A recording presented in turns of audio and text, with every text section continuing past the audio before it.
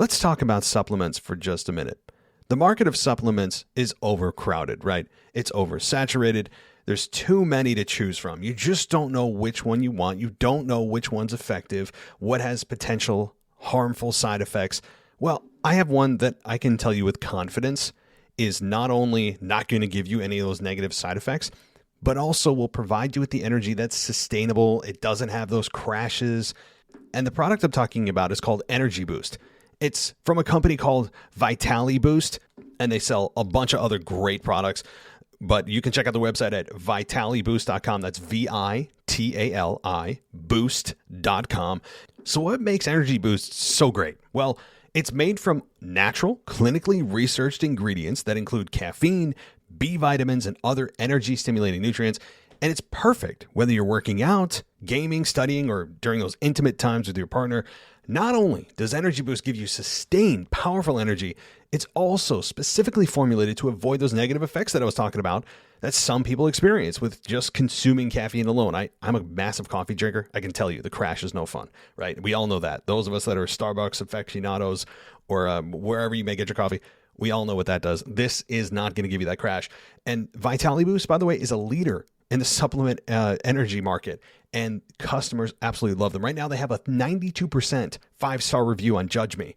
It's a third-party review platform that only accepts reviews from verified purchases, so you know they're not just creating these manufactured reviews. These are real people reviewing the product, honestly, and 92% is an amazing 5-star rating review. So check out Energy Boost today, risk-free. You can go to vitaliboost.com. Again, that's VITALI boost.com. You use our promo code WWE for a discount. But if you're interested in learning a little bit more about the science behind Energy Boost, visit my Vitali Boost's health guide at vitaliboost.com. Again, VITALI boost.com. And right there, you'll find information from peer-reviewed academic journals about the active ingredients in all of Vitali Boost's supplements. All of these supplements, by the way, are made in the United States. That's cool. And a reminder, go to vitaliboost.com and use our promo code WWE. You'll get a discount on the Energy Boost and all of their other great supplements. So don't miss out, guys. Go check out Energy Boost. And again, it's vitaliboost.com, VITALI boost.com. This is WWE superstar Drew McIntyre, and you're listening to the WWE Podcast.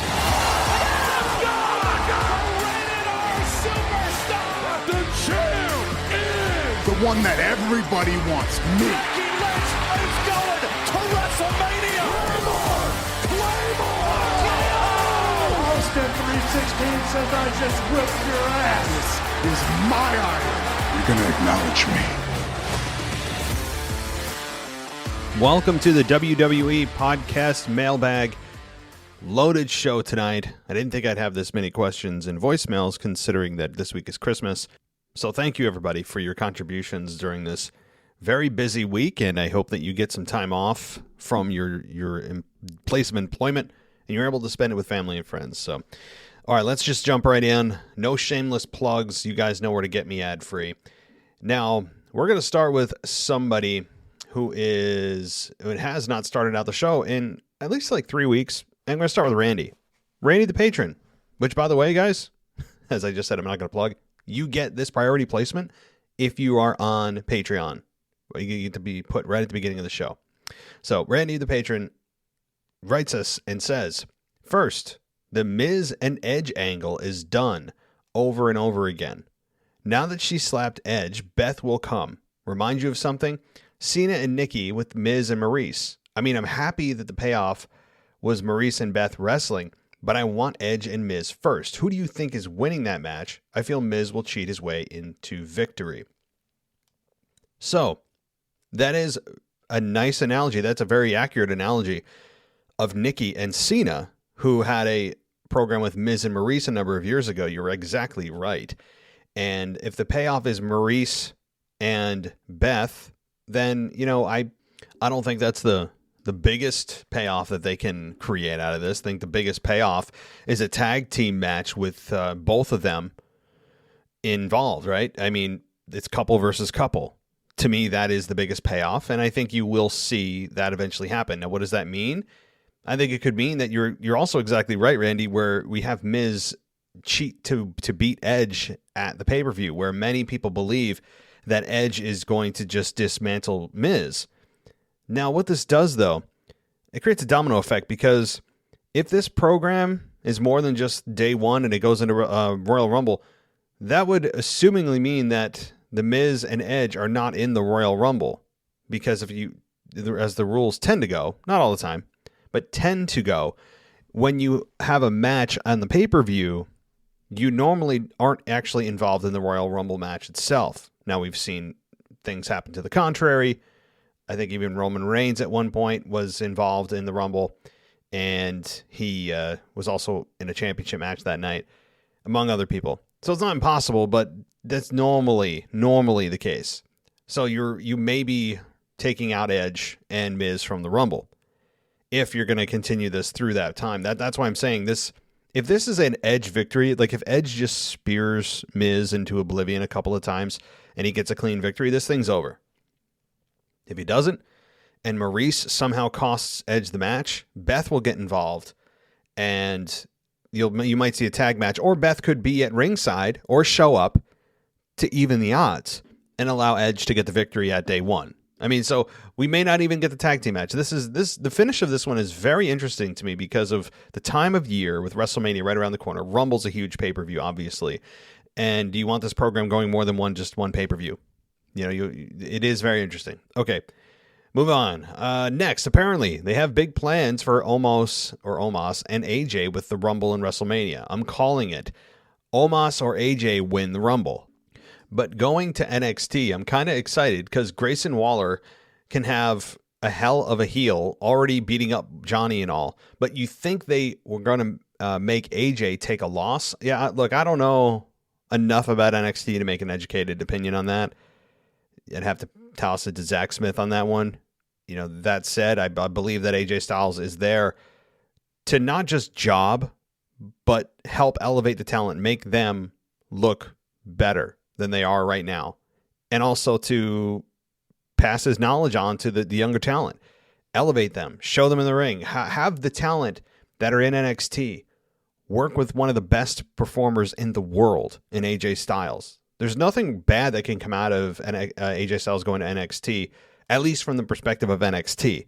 Now, if you want AJ Styles to be immediately interjected into a world title match, well, you may be waiting a little while, as this looks like a temporary stop for AJ. So I really, that's my answer.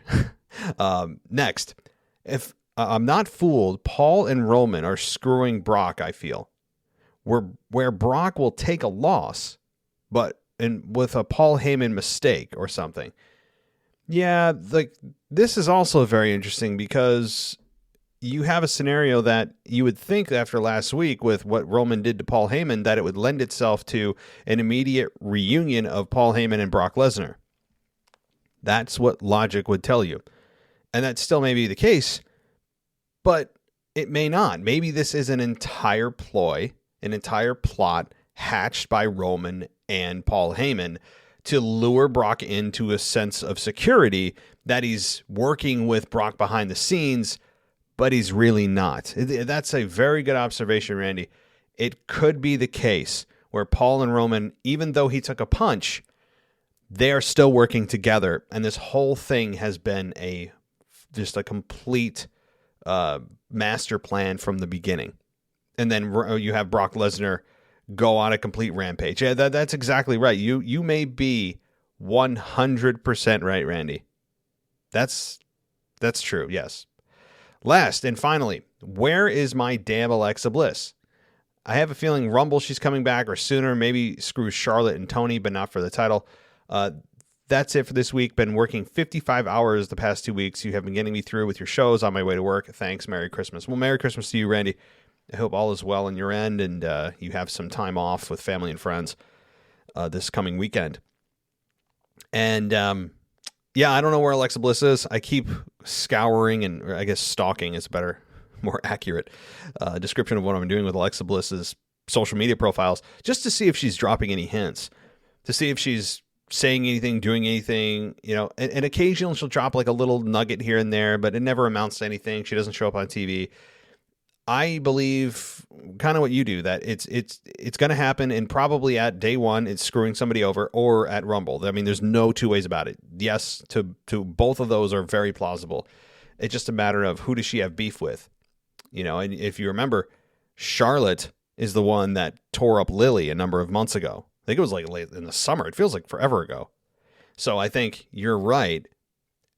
We could have Alexa Bliss screw Charlotte, where Toni Storm ends up, I mean, you could have her win, but I'd actually have Toni Storm just, or maybe have Charlotte win so she retains the championship, but you have Alexa Bliss then make her return and destroy Charlotte for what she did to Lily. So that's my thought. Good thoughts, Randy. Always intriguing, and hope all is well and get through that working day, man. I know it's not easy. It's not. We're all insanely just distracted by life, aren't we? All right. Let's see, who do I want to go to next? Let's get to Mike from Mike 20man. I hope that's right. From Fortnightly Mailbag. Yes. What a week. But the big question everybody wants an answer to is, will Brock and Paul Heyman come down to the ring in a tractor? I'm glad Heyman is now away from Roman. We might get the old Heyman back. Okay. Before I move on, yeah, that is the $1 million question, isn't it? Are they going to come down to the ring in a tractor? Hell, let's just add some hay. Let's make the ring into like a makeshift barn, where Brock can feel right at home. Put some straw in his mouth, maybe a cowboy hat on. Whatever they do in Saskatchewan. Maybe I'm getting too southern. Maybe I'm not. Maybe I'm probably not accurately describing the culture of Saskatchewan, but forgive me, I've never been there. So, yeah, I mean, that is $1 million question, buddy. RK Bronament, what happened to that? Have they forgot about it, or RK Bro versus Alpha Academy better for day one? Yep. Yes, and I didn't even catch that on Raw, that it wasn't a part of the show until afterwards, and I'm glad you brought it up. I just didn't bring it up on my show for review last night. Yeah, I think they just realized, oh, yeah, we should stop giving away this free stuff on TV and save something for the pay-per-view. Yeah, that's a revolutionary concept, huh? I think that's exactly what they've done, is waiting, and they're waiting until day one. Austin Theory came out to a load of boos. The crowd didn't seem to be booing, rather just giving the thumbs down. Either way, great match. He's going to be a brilliant heel. Glad Finn got the win. Yeah, I did notice the reaction for Austin Theory too. It was it was complete disapproval for Austin Theory. Maybe it was disapproval for the entire storyline. Maybe you're onto something where it wasn't a complimentary boo. Excuse me. It was rather a we hate this storyline boo. And it could be right. It was a thumbs down. But yeah, I agree. Austin Theory still has some. You talk about a young guy that had with all the potential in the world. Austin Theory is one of them, and I understand why Vince is maybe taking a liking to him, because he does have a look. He's young, he's athletic, he's got everything. He's got the presence on camera. I mean, he really is he's got all the fundamentals. It's just a matter of building on it and executing the right story and character depth that needs to accompany all of this. And yeah, I'm with you on that, though. Austin Theory, I don't hate it when I see him. I just don't like what he's involved with right now with Vince. Because Vince right now is detracting from this storyline by also making Austin Theory subservient to him. I mean, Austin Theory is kind of this cocky, arrogant dude, and then he cowers in fear when he sees Vince McMahon. What happened to this anything could happen attitude for pro wrestling shows? What happened to, standing up to the authority? I understand he's supposed to be the teacher's pet. He's a heel. He's not going to go against Vince. But letting him slap you and just, yes, sir, no, sir, whatever you want, sir. There's all this just complete subservience to him. It's a little bit too much for me, even though he's a heel. I don't know. It's not my thing. And plus you can't even understand what Vince is saying. It's like every fifth word you might kind of get a syllable or two. But the dude has to open his mouth. I said this yesterday, and enunciate his words and stop talking. It's just a bunch of grumbling. Okay. Imagine what it's like to listen to Vince McMahon with a mask on. I mean, with all the masks around today, at least in New York, where it's still a thing. I know depending on where you are in the country, it may or may not be still implemented. But you know, if you are in a place where masks are still a thing, then imagine Vince McMahon in a mask. You might as well just completely guess as to what he's telling you or asking you. Just completely pick something out of the blue and answer it, because you have a better chance of getting what he's saying than trying to actually listen. So, all right, moving on. But yes, I'm glad that Finn got the win as well. I'm surprised he did. Of course, Austin Theory got his heat back immediately, attacking Finn and then taking the selfie, which is good because I want to see him get his ass kicked again. But Finn getting the victory here felt like a big deal. That's how far Finn has fallen when a victory over Austin Theory feels like a character direction change, doesn't it? It's amazing. Or a character boost. Omos, I'm going to pronounce it wrong. The problem is it's phonetically, I guess, Omos, I think, but it's spelled Omos, like almost. I don't know. Anyway, Omos and The Miz. Wasn't expecting that. Glad they have a split. Let AJ Styles have a singles run and palm Omos off on The Miz. Yeah, I don't know. Again, I gave a little bit of my thoughts on what I think this means for both competitors after they have their program match or 2 or 3, and they both move on to their own separate directions of their stories. I do wonder what they're going to do. And my general summation from last night was that I think they're both going to be in the world title picture. Maybe not at the same time, because you can't have them constantly fighting one another. I mean, they're doing a personal thing now. You can't have them then fighting over championships forever. So I think they're both going to parallel each other. Maybe where Omos is in a title picture at one point, then AJ pops in. Now, does it mean either one's going to win the championship? I don't think immediately. I don't think Omos is ready. I think AJ's ready at any point in his career right now. AJ is just consistently ready. He's always ready. But Omos has some more work to do in ring, I think, and on the mic. He's got that presence down. He's got his facials down, his body language. But Omos needs to be a little bit more limber in the ring. I'm not asking him to do a 450 splash, but just maybe look a little less stiff. And look, the guy is a massive human being. You can only expect so much with the physics of that body. But I think whatever he can do to maximize his flexibility and his moveset safely and expand his moveset variety-wise, I think it's going to help him. Of course, on the mic, too. There's that's one thing that no matter how big or tall or strong you are or whatever limitations you have physically, the mic work can always be improved. That's always. I mean, that goes across the board because you aren't limited by your physical size or lack thereof. So that, I think, is one thing he could also work on. And also, his enunciation of words, too, sometimes are a little bit hard to understand. I don't know if it's because he has an accent or he's just speaking too close to the mic or speaks too quickly.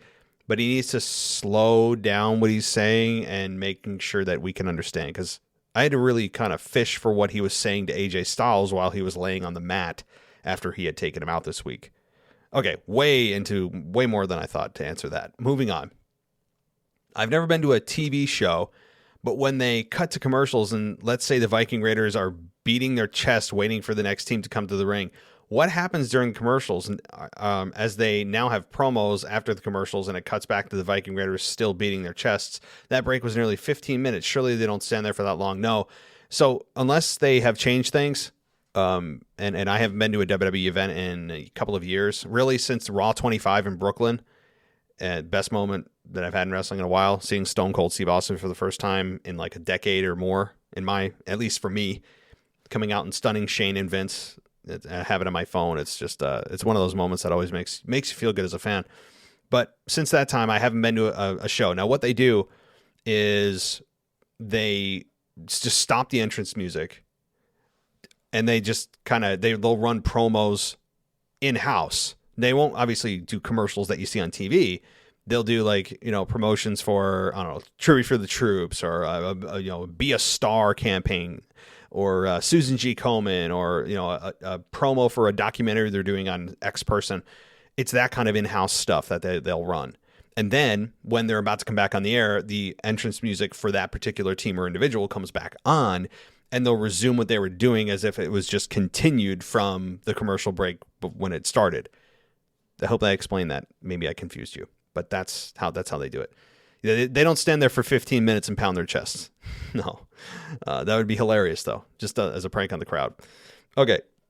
Cheers for now. Hope everyone has a good time celebrating Jesus' birthday. From Mike. Well, thank you, Mike. I hope you are celebrating as well, and that you are, again, happy, healthy in this just crazy time. You know, we think we're out of COVID. It comes back. You know, you have mask mandates come back, at least where I am. And actually, I work for New York State. I'm a state employee there. And the governor of New York, Kathy Hochul, I'm not a biggest fan of hers, who obviously took over after Andrew Cuomo was shamefully resigned in the sexual harassment allegations and a bunch of other stuff. So she took over as the first woman governor, and she's actually, I think, worse than Cuomo in terms of just policy. And what I'm saying is, the reason I'm talking about this is not to talk politics, but to tell you that she reinstated a mask mandate where it's not just indoor places you have to wear a mask. It's even while you're sitting as a state employee at your desk and you're 6 feet away from that person, even if you're vaccinated, they're fully vaccinated, everybody's 100 yards away from one another. It doesn't matter. You have to sit and wear a mask. It's complete nonsense. There's no science behind it. It's miserable. And I am not a fan of it. And I can tell you there's no data to support any of that. It's just purely about compliance and politically motivated. But let's move on.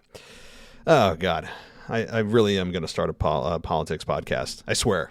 I'm gonna, but the problem is I would alienate some of you. It's a very, very, it's a extremely touchy subject. I know this. And I know that some of you, whatever side of the aisle you fall on, it's unfortunately become something that a lot of people can't even be friends over anymore. It's not like something that, oh, you disagree on this policy issue, that policy, you're a Democrat, I'm a Republican, and they kind of have just a civil conversation. That's not the case anymore, which is sad. Okay, moving on. I'm not trying to talk politics right now. Let's do it. Tommy Smith, who is also a patron of the show. Thank you so much, Tommy, for your support. And he writes in, "Hi, Matt. I was typing out a question to you about AJ Styles and how they could protect him after he loses to Omos next week. When I saw the news about AJ going to NXT 2.0, I really hadn't thought of as a way to protect AJ, but I think of that by sending him there, it will give us time to forget about his current storyline and give him something to do for a while before bringing him back to the main card. Speaking of Omos, I think he really needs a manager. He isn't ready to cut promos, and they recognized that last night when they let The Miz talk for him.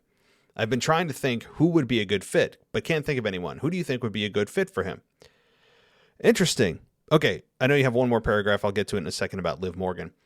But AJ Styles, that's not a bad idea or a bad thought process, Tommy, where AJ Styles, the reason he's going there, assumingly temporarily, that would be insane for him to just sit there in NXT, is to, after Omos destroys him, which he's going to, AJ's not going to beat Omos, that it's a way to have fans forget about what had happened. And once he returns to the main roster, it's like everything's been washed clean.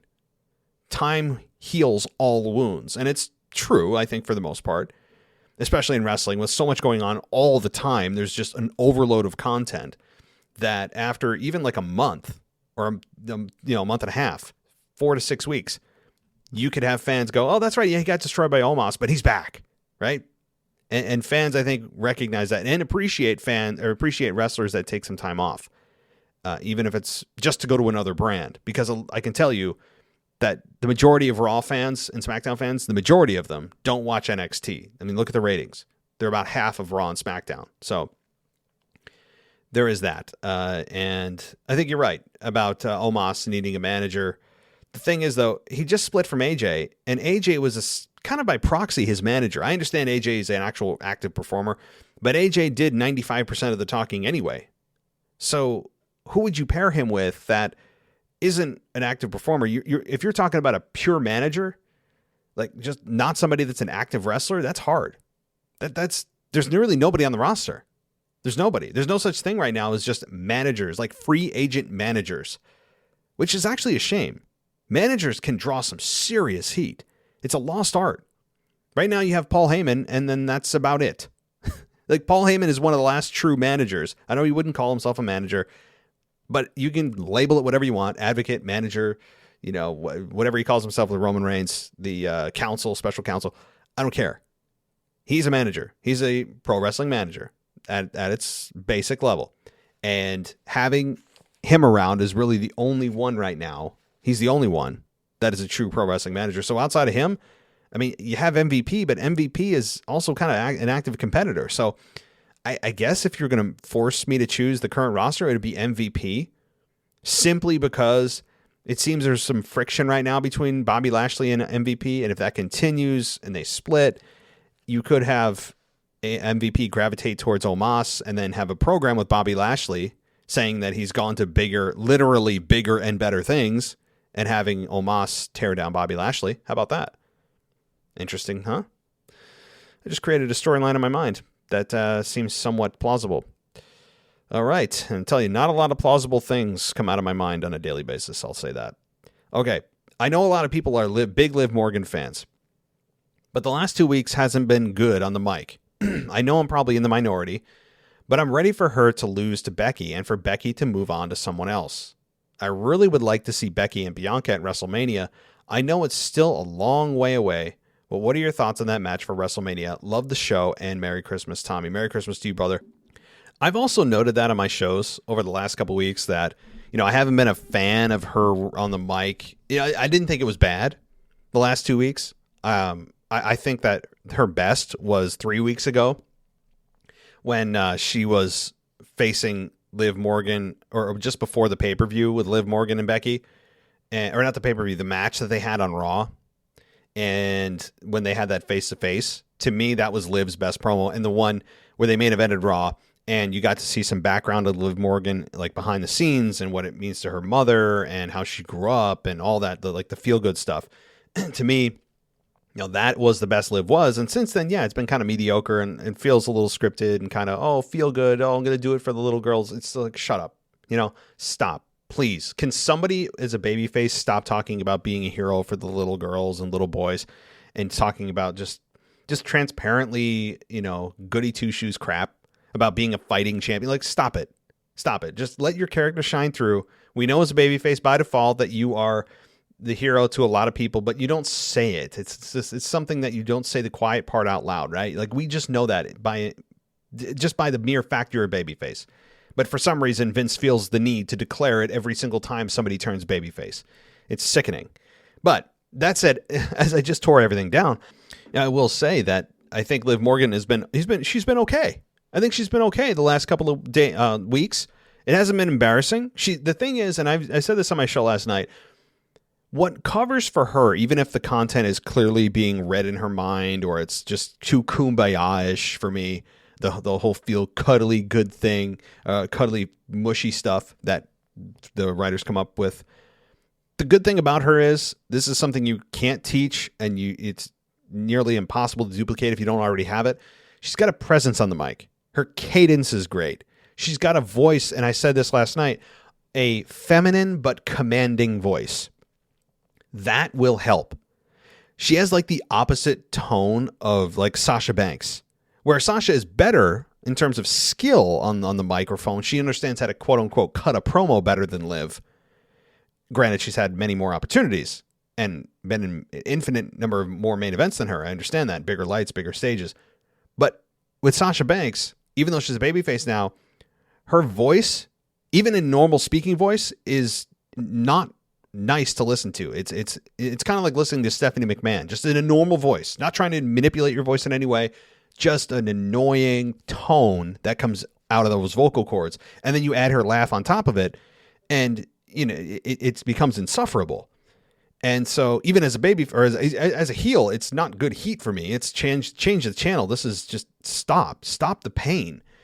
And with Liv, it's kind of the opposite, where her material isn't as good. Her delivery, or rather her just wit and innate promo skills that Sasha has, she doesn't. And those will come a time. But to me, the more important thing is, how do you sound? How do you feel? What's your presence on the mic? The words are secondary, right? The words are secondary. Those can change. But your presence, And how you sound on the microphone is everything. So to me, it's the perfect way to describe it. Feminine, but strong and commanding and clear.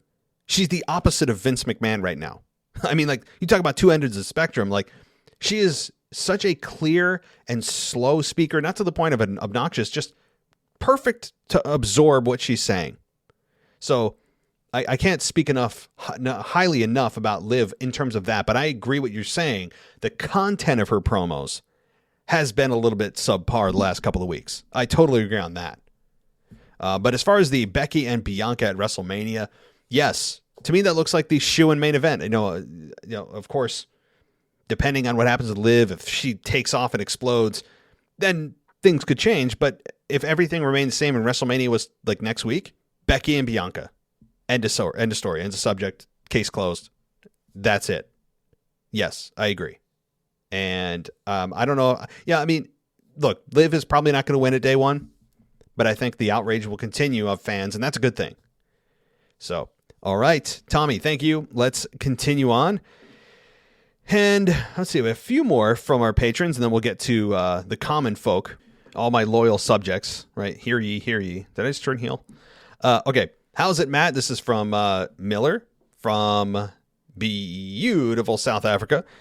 It's been quite a while. Been hectic times at work being in the health industry. Well, first of all, the brother, just, if you're in any kind of health field right now, I can't imagine the hours and things you're dealing with. I know there's other things other than COVID in this world, and people forget that. Like, everything right now, every symptom everyone has for anything at all is COVID. It's just, I understand the mentality of that, but of course there's thousands of other diseases out there that we're just putting to the side and forgetting about. So I'm not sure if you're dealing with both or one or the other, but take a breather when you can. But okay, thanks to all the hosts as well as the listeners on the mailbag, keeping me in touch with everything that's been going on in the WWE world. Hope everyone is doing well and staying safe with this new variant going around and causing panic everywhere. Again, yes. The one good thing I'll say, and I'm really trying not to get political, but since people are bringing it up, this really isn't political though. The Omicron variant, right now all the data seems to suggest it's it's a much more mild form of COVID than Delta and or the original virus. So while it's spreading like wildfire, it is giving most people the most violent, the most mild version of COVID that you can imagine. At least that we've seen so far out of the variants that have come across. So that's a good thing, right? Like if one strain was going to spread and it's super transmissible, wouldn't you want it to be the most, just mild form where it's essentially a cold for most people? So there is that. And if that's the case, then this could essentially help end the pandemic because people will build up immunity and most people won't die from this. And it's if there's a way to do it, then, all right, well, enough about COVID. Let's move on. Where am I here? I lost my train of thought. I've missed a lot, which I wanted to comment on the past few weeks, but just want to say I'm devastated about the news about Jeff Hardy being released. Such a shame, as it looked like his career was just going up, and unfortunately agree with you that we won't see him again in WWE. Yeah, I know that was a few weeks ago too, but I would highly doubt, at least in ring capacity. In ring, his days are done in WWE. He's had more than enough chances. And, I don't blame WWE for that at all. We crap on them for a lot of stuff and for a lot of releases that don't make sense to us, mainly because we're on the outside and don't know the real reasons. But this one, look, if what we're hearing is true about he was, having alcohol or he was under the influence of drugs, whatever, you got to let him go and you can't have him come back. In ring anyway, he's done. You want to have a Hall of Fame moment for him? Cool. You want to bring him out on Raw in a few years and have a cool reunion moment with maybe Matt Hardy if in another universe. Maybe he comes back. I mean, weirder things have happened. But I think a Hall of Fame moment right now is probably all they'll do in a few years for the Hardy Boys, and they'll call it a career. I do not think you'll ever see a match from Jeff Hardy again in WWE. I would be shocked. Now, if you want to see Jeff Hardy in ring, of course, AEW may be a place that you can look because things may be heating up there. But all right, I need to agree with you. I actually, for the first time in a long time, watched the entire show of Raw. I actually really enjoyed it and think they did a good job. I'm a massive Liv Morgan fan and do enjoy the story with her and Becky. I was actually shocked that Liv was on Raw this week. As like you say with the predictability, usually after an attack like last week, the attacked superstar usually misses the next show and the heel just has a single promo. So it was quite nice, a nice surprise and something new. Yeah, that is true. Liv Morgan last week with her arm being smashed between the steel ring steps and the ring post. You're right. Yeah. But I think the purpose of that was to show fight in Liv. She doesn't quit. Nothing can stop her. Even a bum arm can't, all that stuff. But you're right. Okay. I lost my spot again. With the WWE title now being a fatal 4-way, which for me is way more exciting than Triple Threat, as Triple Threat is the go-to match when they don't know what to do. And with Kevin Owens resigning with WWE and rumors of Bobby Lashley having a character change and turning face, I find this match interesting. Can't count Owens out because he will be staying. And the whole handshake and hug between Owens and Rollins definitely means they're going to turn on each other in the match. And I know you're going to hate me for saying this, but I think that it's going to make an opening for Big E to get the win, and WWE loves the champions winning fatal 4-way matches, overcoming the odds, Yeah, well, first of all, yeah, I mean, Kevin Owens re-signing. I think I accidentally said re-signing with WWE. I think a lot of people are disappointed in that, including myself, selfishly. I think AEW would have been a better fit, but what the hell do I know? The more that I think about this match with the Fatal 4-Way, and I have been of the belief that it's Kevin Owens who's going to take the pinfall, and Seth Rollins gets the victory, and that protects Big E. The more I think about it, there is an absolute case to be made, and perhaps it's even a stronger case, that Big E winning this match would exactly position what you said in him being a champion that overcomes the odds. And I have sneaking suspicion that they're not looking at this as a way to protect Big E and get the belt off him without hurting him, but rather using this as a stepping stone or a notch in Big E's belt to say, hey, yeah, the odds were against him.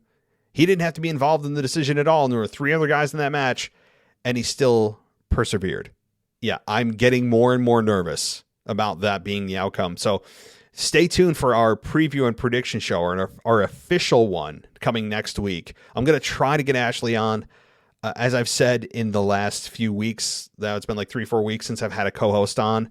It's been so difficult with my daughter's sleeping schedule, and I also have a toddler. So when one wakes up, the other one hears the other one wake up, and it's this domino effect, and it's been so crazy, and I hope this is just a quick phase. It's not that I'm being lazy or don't know the value in bringing somebody else on. Trust me, I do, and I want other people on, and I've got so many people backlogged that I want to talk to. Of course, Memphis Mark, who is just so much fun watching him on Twitter and everywhere else he's on social media. He's a blast. I want to bring back Ashley, right? I want to eventually be able to talk to Mimi again about AEW. Like I've got so many people that I've got lined up when things return to normal, and perhaps it'll have to be some weird time during the day that we reconnect, and I'll record it then. But anyway, I know I get that. Oh, while I remember, guys, I can't believe I didn't make this announcement at the beginning. Before I continue, Miller, I don't mean to stomp on your email here. Next week, don't forget, it's the takeover edition of the Mailbag. So next week, the Mailbag returns with Mr. and Mrs. Casual Wrestling Fan. So get your emails in. They will be answering your emails, including anybody on Patreon sending me their messages through the internal messaging system. I'll just forward those on as emails to him. So don't worry about emailing me directly. So emails to realwwepodcast@gmail.com. Of course, unless you're a patron, just send it through your normal way. Those will all be answered by Mr. and Mrs. Casual Wrestling Fan. He also has an email this week. I'll get to that. But I will be doing the voicemails. So we're going to do kind of a tag team thing here, or really a triple threat, since the Mrs. is involved here. It's kind of a triple threat match. And I don't like my odds, given that there's 2 of them and 1 of me. So we'll have to see. I may have to cheat to win, grab the ropes, use brass knucks. We'll see. But that said, I just want to remind you guys. So don't forget, next week is a huge mailbag show. It'll be the after Christmas takeover edition. So, all right, moving on with your email, Miller. Let's see. I used to not care about the New Day. Didn't love them, didn't hate them. But now I finally realized what you've been going on for ages. They make me sick. The New Day is the tag team equivalent of to almost a superhero Nikki. I'm not so invested with Austin Theory, his gimmick and storyline with Mr. McMahon. But Theory is a hell of an athlete, and that springboard Spanish fly he did was freaking insane. Yeah, that was insane. I put Austin Theory over in terms of a in-ring. We all know what he can do in ring. He's a pretty boy face. He's obnoxious. He's got the skills, and we'll see what he can do with them. But yeah, I know. Look, I've been bragging. I've been nagging about New Day for literally years. I mean, probably like 4 years now. I'm not even exaggerating about that. It's been forever since, at least those of you that have listened to me from the beginning, and even probably before that. And I know it's tiring, and I know it's, kind of like, oh, here he goes again. Oh my God, can you just shut up about it? And I'm not saying you said that, but I'm sure people do. And if it's, the host talks about the same thing all the time, it does get tiring. But when I see the same thing every time, WWE is forcing me to talk about what I see. And if it's the same thing, it's really on them. But I'm glad you finally came around to the light, Miller, and you have realized the ineptitude, the eye-rolling, secondhand embarrassment that is the New Day. Thank you. I'm glad. And hopefully I can turn more people to the light and make them realize that New Day is... They're not just dead. They're embarrassing to the product. They are an embarrassment as characters, not in ring, not as human beings, but as characters. They're an embarrassment to the wrestling industry. End of subject. I don't know how to make it much bigger of an insult than that. I'm trying to make it, more stinging than that, and without using colorful language or calling for them being fired, which I'm not. They are just an embarrassment to the pro wrestling industry. And they can tout all the merchandise sales all they want. They are, especially Kofi Kingston and Xavier, have been the absolute worst thing to happen to Monday Night Raw since, I don't even know. Maybe the zombies taking or eating the Miz. I don't know. All right, moving on. The AJ and Omos split, I think, is great for both, but Omos is still undefeated in singles action. I look forward to seeing him in the Rumble. But AJ versus Omos, AJ needs to get back into the singles title run, but I also don't want to bury Omos. Will AJ be the guy to give Omos his first singles loss? No. I can say that with full confidence. AJ, right now, this split is probably more about Omos than it is AJ. There's no way that AJ Styles, right now, at least how he's billed right now, is going to give Omos his first loss. There's like almost no chance of that. Now, could they eventually have AJ Styles be built up for a number of months and then eventually face Omos and him be the one to finally take Omos down? It could be, but initially, hell no. I just need to add, I don't watch NXT, but I watched the Gonzalez versus Kai Street fight. Holy crap, these ladies are so super tough. They really make the women on the main roster look like fairies. I didn't see it. Can't comment on it. But I take your word for it. Main event for day one, Brock versus Reigns. Last Friday's segment opened a whole new imagination part of our brains. Love it. What's going to happen? I love Reigns, but would love to see his first night back without Paul Heyman. Is Heyman going to come back as Brock's advocate? Is this a setup to screw Brock again? Well, Miller, I think I explained it in a couple of emails before with another patron. It might have been Randy, who brought this exact point up, and I tended to agree that it could be that Brock and Heyman immediately reunite, but only to have Heyman screw Brock at the pay-per-view to help Roman Reigns. And this whole thing's been a ploy between Roman Reigns and Paul Heyman from the beginning, which would then, I think, bolster Brock Lesnar's babyface run, because Paul Heyman's not an inherently likable guy. Like, he can turn a crowd and put their support behind him, but it's not a natural thing to do for people because they're just so Pavlovian response driven to boo Paul Heyman, right? Because he's so good at being a heel. So him turning babyface would be more of a challenge maybe than it's worth. And I think there's a case to be made to have Paul Heyman do exactly that. And don't forget, Paul Heyman actually did this exact thing with the Big Show. When Big Show, I think it was at the Royal Rumble in 2000, do I want to say 2003? Royal Rumble 2003, when Paul Heyman went against, or rather Brock Lesnar went against Big Show. And the reason Brock Lesnar lost that match was because Paul Heyman screwed him. So, it's not the Royal Rumble pay-per-view, but we're getting towards that time. So just some food for thought. It is, I think it's a very good possibility, and actually probably the most likely scenario. Thank you. Thanks, Matt. Hope all you and all the co-hosts and all the listeners are having an awesome Christmas with the family. And let's make the last week of 2021 the best week of the year, and the momentum. You have to do that, don't you? Going into 2022. Cheers. Sorry, Matt. Listening to your, yes, you have an additional thought here. So you said you're listening to my Raw review, and it reminded me, or you, of something I wanted to say. You mentioned the Stack Raw coming up. I'm not sure what you mean by that. The Stack Raw. But anyway, I thought about it when now the pay-per-view is announced for December that each show, Raw and SmackDown, we're going to try to each have one massive stacked show as a brand pay-per-view, brand-only pay-per-view. Still 2 shows left for SmackDown, but the last show is scheduled to be December 31st. Would they make it a big go-home show for the pay-per-view? I mean, I think they will. They probably, they have stacked the free TV shows more than the pay-per-views, it seems like. It seems like they're more focused on having great TV shows than they are actually stacking on pay-per-views. And perhaps there's a little bit of a monetary disincentive here. And the reason I say that is WWE, when they sold their network for at least for the next 5 years to Peacock, they don't get any more money when people sign up for subscriptions. Like, they got their money from Peacock and they're running. So perhaps they're more interested in driving up the revenue on the individual television shows, because that revenue can fluctuate depending on the ratings and so forth, and what the sponsors' agreements are with WWE. And so perhaps they have a monetary incentive to do that with the TV shows, realizing that they're kind of crapping on the pay-per-views, but knowing that if they stack everything on the pay-per-views, they're not going to get any more money. So I think I just stumbled across something there.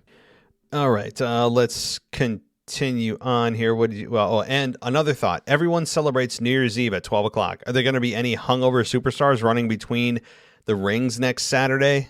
Cheers. Yeah, I don't know. I'm sure. I'm sure that there will be, although from what I understand, the current culture in WWE is not one that you want to risk being hungover for. And I wouldn't either. It's possible. But number one, a lot of people aren't big partiers like they used to be. It's not the quote unquote boys that go out and get hammered, every time they go to a city. It's a much more controlled and much more focused on nutrition and making sure they don't, ruffle any feathers. And it's a much more a tame and toned down version of the backstage boys than it used to be.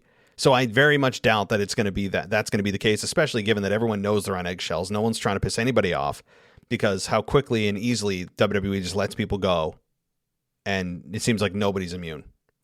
So I would say there may be, but they better hide it very well from management.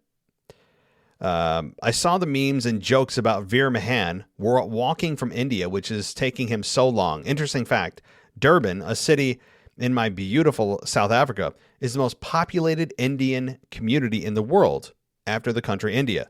Maybe he's coming from here, so that's why it's taking so long. It could be. Yeah, I mean, he could be walking from there in South Africa, which, also makes me wonder, is he going to, produce a miracle and walk on water across the Atlantic to the United States? I mean, yeah, I don't know. But hey, cool fact, right? I didn't know that. I didn't know that the Durban is the most populated Indian community in the world after India. So now we all know, and knowing's half the battle. All right, Miller, let's move on. But thank you so much. Hope you are doing well and have a great holiday this coming week. And it's time now to take a break. You know what? Let's take a break. I got to give some love to the sponsor of the show.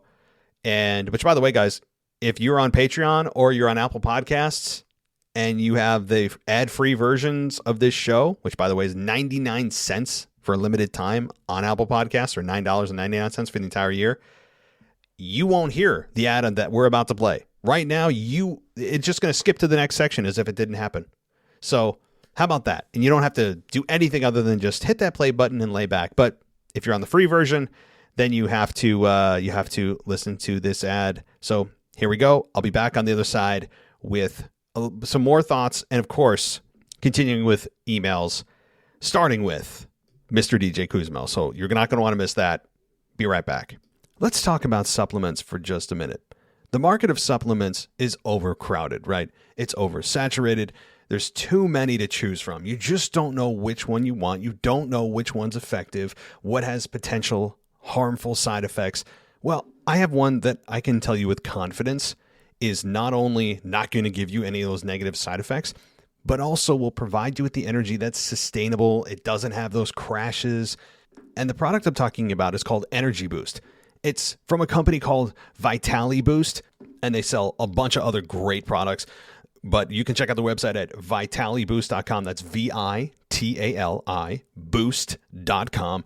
So what makes Energy Boost so great? Well, it's made from natural, clinically researched ingredients that include caffeine, B vitamins, and other energy-stimulating nutrients. And it's perfect whether you're working out, gaming, studying, or during those intimate times with your partner.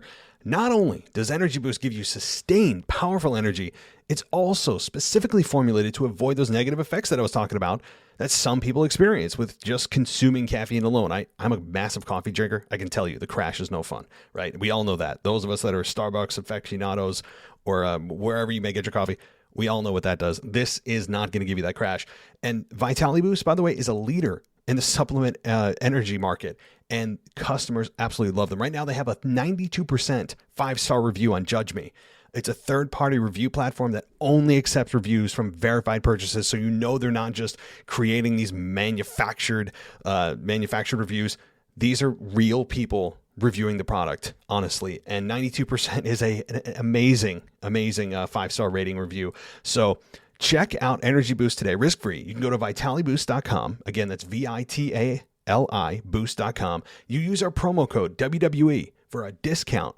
But if you're interested in learning a little bit more about the science behind Energy Boost, visit my Vitali Boost's health guide at vitaliboost.com. Again, VITALI boost.com. And right there, you'll find information from peer-reviewed academic journals about the active ingredients in all of Vitali Boost's supplements. All of these supplements, by the way, are made in the United States. That's cool. And a reminder, go to vitaliboost.com and use our promo code WWE. You'll get a discount on the Energy Boost and all of their other great supplements. So don't miss out, guys. Go check out Energy Boost. And again, it's vitaliboost.com, VITALI boost.com. Welcome back to the WWE Podcast. Let's get back to more great wrestling audio.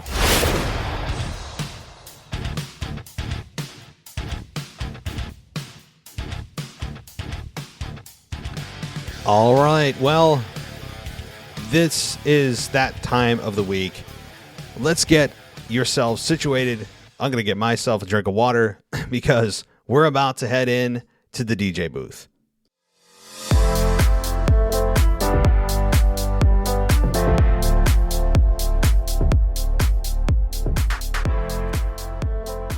All right, let's get to DJ's email. And he says, "Hey, Matt and WWE AEW podcast fam.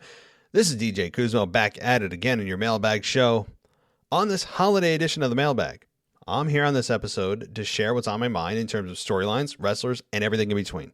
With that being said, let's keep pumping out some awesome content, folks. Just a few days left until 2022. And one more thing to mention.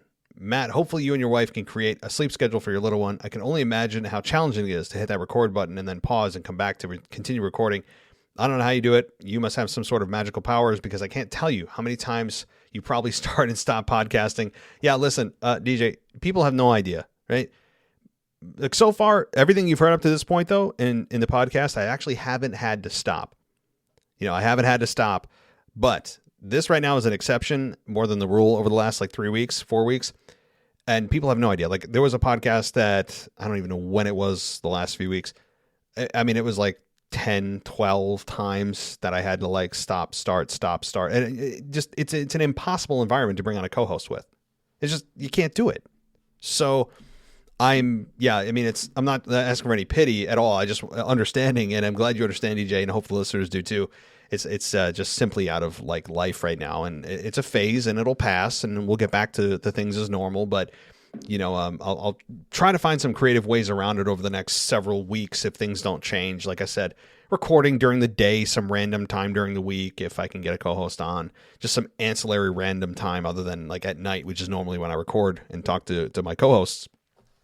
But it's pretty crazy, brother. I gotta say, it's been pretty nuts. Like, I mean, you just hear a show when it's all stitched together, but you have no idea how many times I've started and stopped during a show because everything's streamlined for you. But I try to make the cuts not sound like cuts, just like it was one continuous sentence or thought. It is a little tough. But you said that anyway. We, the listeners, and everyone at the WWE Podcast, officially, unofficial, official, unofficial, appreciate the time you take to keep to record and keep the Wrestling Pod schedule going strong every week. With that being said, let's go to the Day 1 pay-per-view. Yeah, we are unofficially the official, unofficial podcast, WWE Podcast. Yes. Is it just me? Is that it, or that it feels like this upcoming pay-per-view on January 1st, New Year's Day, feels like fair game, especially in the title matches for the WWE and Universal Championship. Fair game meaning that anyone could win. Let's first start with the WWE title. At first, it was supposed to be a triple threat with Kevin Owens, Big E, and Seth. But now it's become a fatal four-way that includes Bobby Lashley after he, quote-unquote, overcame the odds and defeated all three of his opponents last week on Raw. Here are some of the factors that came to mind that have led me to think that the WWE title match at Day 1 is anyone's game. Number 1, Kevin Owens re-signing with WWE, which I'll get to in a few minutes. Number 2, MVP might interfere to aid Bobby, but then Bobby, who's been booked slightly as a babyface, might not want MVP to aid him. Bobby loses his focus, and as he continues to talk to MVP, telling him to leave the ring, and that probably causes Bobby to get distracted, and he gets pinned by the most devastating move in all of WWE. Say it with me, folks. The roll-up. Aye. Yes, the eye-rolling emoji is absolutely applicable here.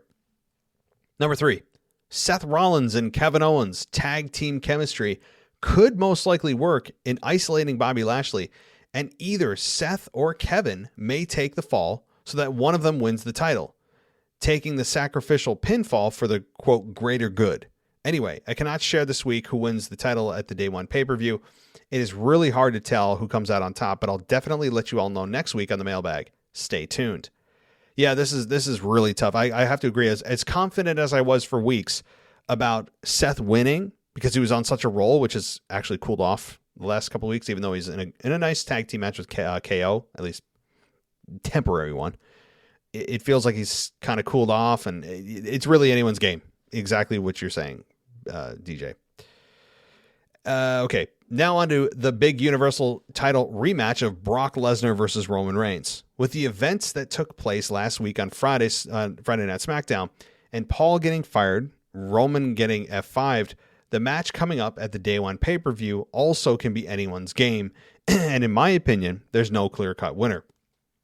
Here are some of the factors that came to mind to lead you to this decision and this could be anyone's game, the Universal Championship. Number 1, Paul Heyman's possible involvement in the match. Does Heyman automatically align with Brock? Will Heyman screw both Brock and Roman into a double turn? What will Heyman do? When will Heyman interfere? Who will Heyman bring to screw Roman or screw Roman and Brock? Number 2, the Usos' involvement in supporting Roman Reigns. Number 3, Roman Reigns mentioned a couple of weeks ago on SmackDown, I'm your tribal chief, and I'm the greatest of all time, and when my days are done around here, which could be sooner than later, the whole world will acknowledge me. Do his words come to fruition, and he ends up losing the match and the title? Anyway, I cannot share on this week who wins. It's hard to tell who comes out on top, but I'll definitely let you know on next week's mailbag. Wow, yeah, you're certainly promoting next week's mailbag very nicely, and don't forget, DJ, this will be answered by none other than the Casual Wrestling Fan and his Mrs. Casual Wrestling Fan. So that's going to be, I can't wait to hear that. So I will not be the one responding to this. Mr. Casual Wrestling Fan and Mrs. Casual Wrestling Fan will be doing that. Yeah, this is there's a case to be made. If I was going to pick between the two matches of which one's more predictable, I would think that this one probably is, in which Roman retains. I think the Fatal 4-Way's got a little bit more of a unpredictable feel to it, because you can make a case, honestly, for almost everyone except Bobby. I don't think he just had it, right? So the other three, you can make a case for a retention or Seth or Kevin Owens winning. But, that being said, I think that Paul Heyman is the wild card here, as I mentioned earlier too. I think Paul Heyman is a wild card that is going to have a massive effect to who comes out of this championship match. And I think ultimately my early prediction is Paul Heyman screws Brock Lesnar and aligns himself with Roman, leading to a reveal that it was a master plan all along, and Brock fell for it, and Brock loses his absolute mind and does what he always does when he loses big pay-per-view matches, comes on to the next show, tears crap up, gets suspended. So, okay. Kevin Owens. When I heard the news last week that KO was going to re-sign with WWE, I was shocked, surprised, and stunned, no pun intended, that he would do that. AEW would have been such a great creative space for him to be his own character and create his own promos without the hand-holding and micromanaging of every single storyline that WWE was known for, or is known for. Anyway, out of respect for his family, it made sense for Kevin to take the new deal with WWE, even though his creative freedom would take a hit. With that being said, it would have been awesome to see KO, aka Kevin Steen, rejoin the Young Bucks and Adam Cole, and would be the newest member of the Super Click faction. But now that KO is re-signed with WWE, do you think it slightly changes the booking of Kevin Owens in the Fatal 4-Way? Because I kind of see this as a possible factor in maybe KO winning the title at day one. Plus, KO has mentioned on a few episodes of Raw how many days he has left until he becomes WWE champion. Yeah, look, there is something to be said now that he's re-signed, and I'm sure that they sweet-talked KO and said, yeah, if you re-sign with us, we're open to more creative freedom on your end. We won't micromanage your scripts, which they really don't anyway. KO is, you can tell that most of what he says is kind of off the cuff. Like, he has a direction, but they don't micromanage his promos, I don't think anyway right now. But I'm sure they promised him the moon and the stars to get him to re-sign, and I hope he was smart enough to see through it and go, well, yeah, I'm sure they're just BSing me right now. I'm sure they're not going to have this run and that run for me. But I know I have financial security, and it's about my family, and I know what this place is about. So, I understand, like you said, from a family perspective, from a financial security perspective, but selfishly as fans, we want to see him in AEW where we feel there's more for him to show. But yeah, there's a case to be made for Owens winning. I think what's going to be telling is, do they change how they book him now that he's re-signed? And we'll see. It didn't seem like they did this past week, but that could change. Things could change where all of a sudden he's being featured as a top contender consistently and eventually wins the championship. But until that happens, I think they know what they got with KO, and they're going to continue to promote him the way that they have been. And I think KO is understanding of that. He knows the devil that he's involved with here, and he's got his financial security. If that's the most important thing, then more power to him. Splitsville happening in teases. Okay, let's look at Splitsville happening. Roman firing Heyman. The end of the wise man. The end of the Tribal Chief Council to the Tribal Chief. It was a great ride to have Paul Heyman work side by side with Roman in helping him elevate his new heel character and giving Roman the confidence to go out every Friday night and every pay-per-view since SummerSlam 2020 to go out and dominate. And in the words of Roman's first merch shirt since returning back in late 2020, wreck everyone and leave. Number 2, Omos and AJ are no longer a team. I would say long overdue that this happened, but AJ Styles needs to be on his own and hopefully get involved in a meaningful feud with Edge for WrestleMania next year. Omos, I guess, is the default heel in this story, if you call it that, but he really hasn't generated any type of heel heat. But he definitely has potential to be a future world champion if he's booked correctly. With that being said, it seems rushed that Creative is booking a match of AJ and Omos, but at the same time, there's probably something on the horizon for both of them in 2022 that we're not seeing. It's coming soon, so stay tuned. Yeah, I think that's true too. I think that what's going to happen, they maybe just want to get this out of the way and just, okay, let's have your match and both of you are on separate paths. We got to get you on your own paths quickly, but let's get through this match. I think that could be an absolute realistic case here. So the Splitsville teases that have occurred the last couple of days, Madcap and Happy Corbin, very low-key stuff, but during the Thanksgiving Battle Royale, there was a scene where Happy Corbin threw Madcap over the top rope to eliminate his fellow partner. And on this recent episode of SmackDown, another tease of a possible split between Madcap and Happy, where Corbin decided to place Madcap Moss to face Drew at day one and not let it originally be a handicap match against Drew. Anyway, I could care less who would be the babyface or heel if a split between them ever were to take place. But if this possibly means we don't get a dreaded Happy Talk anymore, then sign me up when this split will take place. Yeah, I guess I guess you being annoyed by Happy Talk is by design. I guess I always ask, is this heel heat where you actually would pay to see them get beat up? Or is this channel changing, eye rolling embarrassment heat? There's a difference. People try to equate it as all the same and lump it in the same. It's not.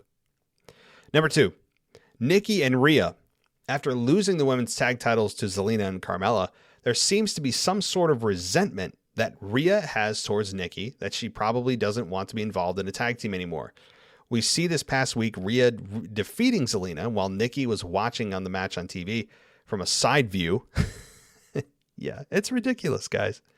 At least it's not Big E apparently just watching with his back to the TV. I mean, Big E is the absolute worst at that.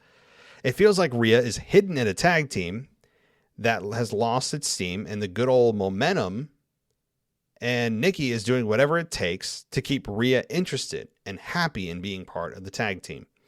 I say break them up sooner rather than later. Yeah, look, absolutely no one cares if they break up. Nobody. Like, seriously, nobody. Maybe their own internal friends and family would have an opinion about it. Most of us say, Nikki ASH is awful. Rhea Ripley deserves to be on a singles run right now. Let's get them the hell away from each other. Yep. Number 3, Bobby and MVP. I'll cover this on the voice recording portion, but there seems to be some sort of teaser split of Bobby and MVP. When Bobby laid out a challenge for MVP to face Big E all by himself, and then backstage when Bobby doesn't give MVP any response to his question if they're still cool. I really hope this doesn't happen because we still don't get why the hell the Hurt Business of Shelton and Cedric broke up and have no explanation why they reunited for a brief moment with MVP and Bobby, and then we never saw a continuation of that storyline. Yeah, like I don't even want to get into that, DJ. It's a convenience of the moment story with no consideration of logic. It's embarrassing, and it actually is insulting to most people's intelligence. For at least those of us that care. Also, there's a hint of Bobby might be turning babyface since the confusing vignette from a couple weeks ago, and now how Bobby is being booked in the Fatal 4-Way, and the way Bobby was booked for the Gauntlet match seems to be a bit babyface in the whole overcoming the odds crap. Anyway, I just hope MVP and Bobby don't split because of all the accomplishments of last year and this year is all thanks to MVP being the MVP. And last but not least, let's continue with WrestleMania Triple Threat storyline angle I created last week. And the winner is, after enduring a series of German suplexes and 2 F5s from Brock Lesnar, along with a future shock DDT from Drew, and your winner, reigning, defending, undisputed Universal Heavyweight Champion of the world is Roman Reigns, for the second straight year main eventing a triple threat title match by smashing, stacking, and pinning his opponents. The head of the table reigns supreme. Merry Christmas, Happy Holidays, peace, y'all. And yes, I'll get to your voicemail shortly, DJ. Okay. Yes, I'm glad you were able to bring that storyline to a close. I know we had a lot of people on the edge of their seats. People were emailing me all week. Who's going to win? Who's going to win? Who's going to win? And lo and behold, DJ comes through with Roman Reigns as the winner. So thank you, DJ, for those contributions. Hell of an email. I appreciate it. And we'll get to your voicemail, of course, in just a few minutes. All right. We have only a couple more emails, and then it's straight to voicemails. I have Jim from PA, and he says, I have to say it was nice to see Finn Balor get a win on Raw, and it was great to see Belair Finally, KOD Dewdrop to hopefully end that feud. I have been seeing that most of the titles on the line at day one are going to have, they're going to have the rest of them. I sure hope so, especially the IC and US. They haven't been defended in a while, and that's a shame. Finally, Brock and Roman, their match will end in either a DQ or countout, where Brock will get the win, but not the title. Sorry, one more thing. I can see Liv Morgan losing at day one and then going on and winning the Rumble instead of facing Becky again, throwing us a curveball, and maybe challenging Mandy Rose for the NXT title. What do you think? That's all. Stay safe. Have a Merry Christmas. Thank you, Jim. Hope you're doing well over there in PA, or down there in PA.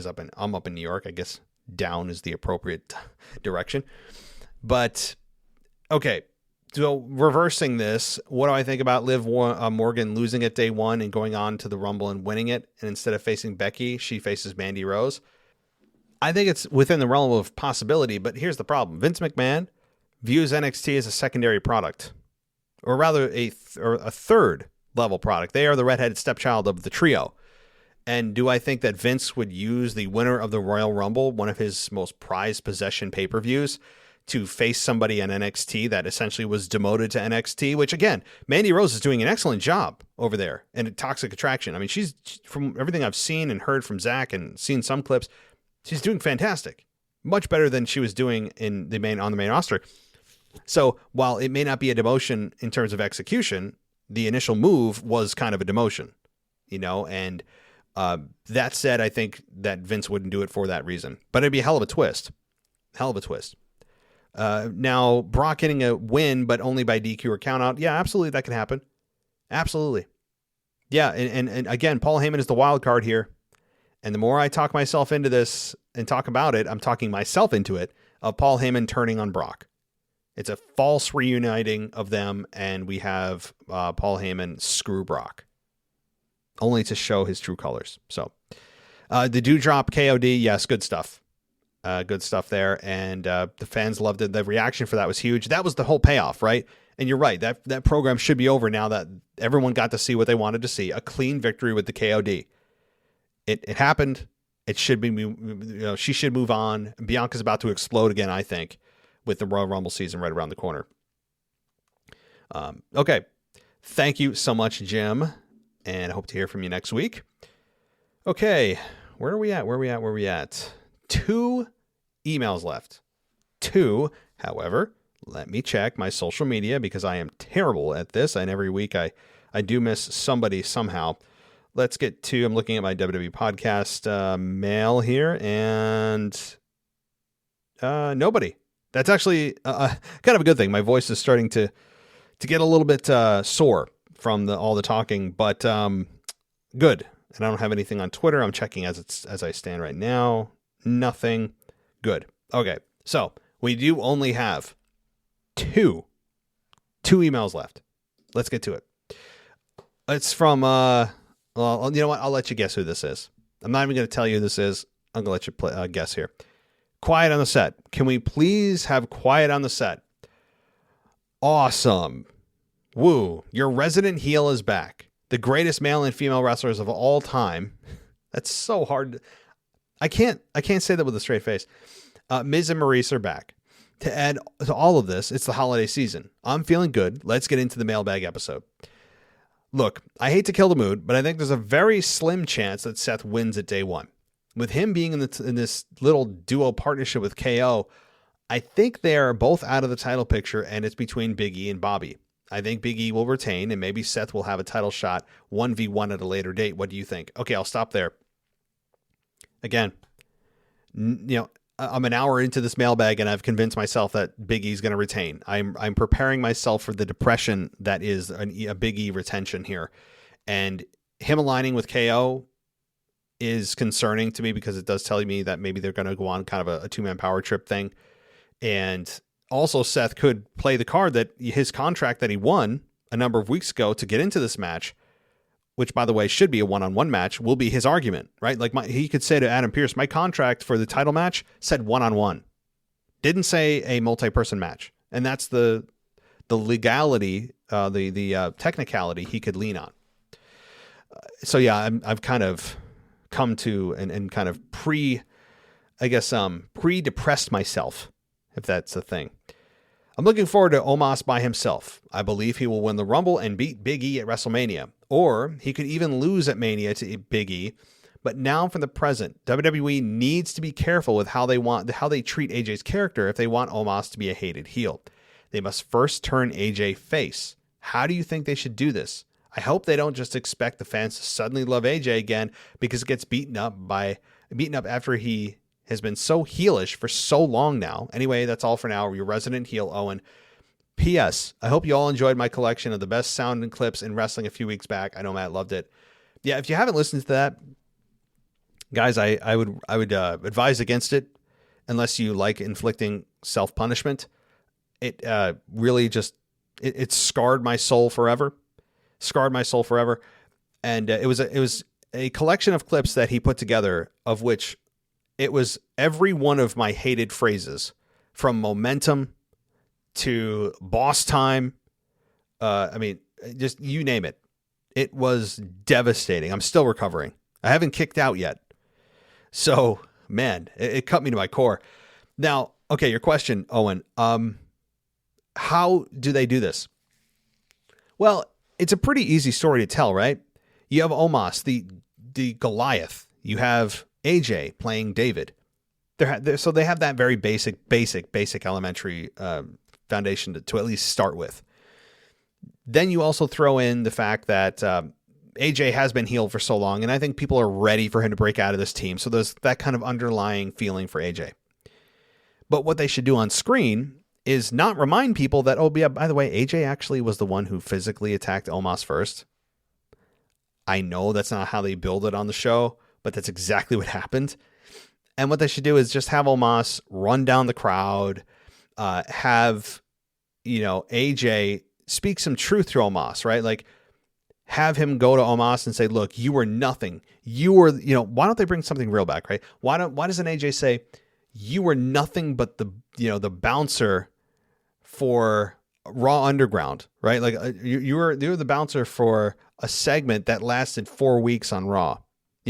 Why not make it real? Own it. Talk about where he came from and the irrelevancy that he was in until AJ came along and made him a star. And AJ has been a babyface before. It's just been a long time, like you said. But I think fans are ready for it. He's been long enough hated as a heel that fans are ready for him to turn babyface. And he's, I think, equally good at both. You don't see that a lot. I think AJ is well suited for both. He knows how to play both sides very well. So, all right, Owen, thank you for your contributions, I think. And let's continue on here with the final email of the evening. Man, my voice is killing me, but no time for the week here because we've got Mr. Casual Wrestling Fan writing in, who again will be hosting the show next week in terms of the email portion.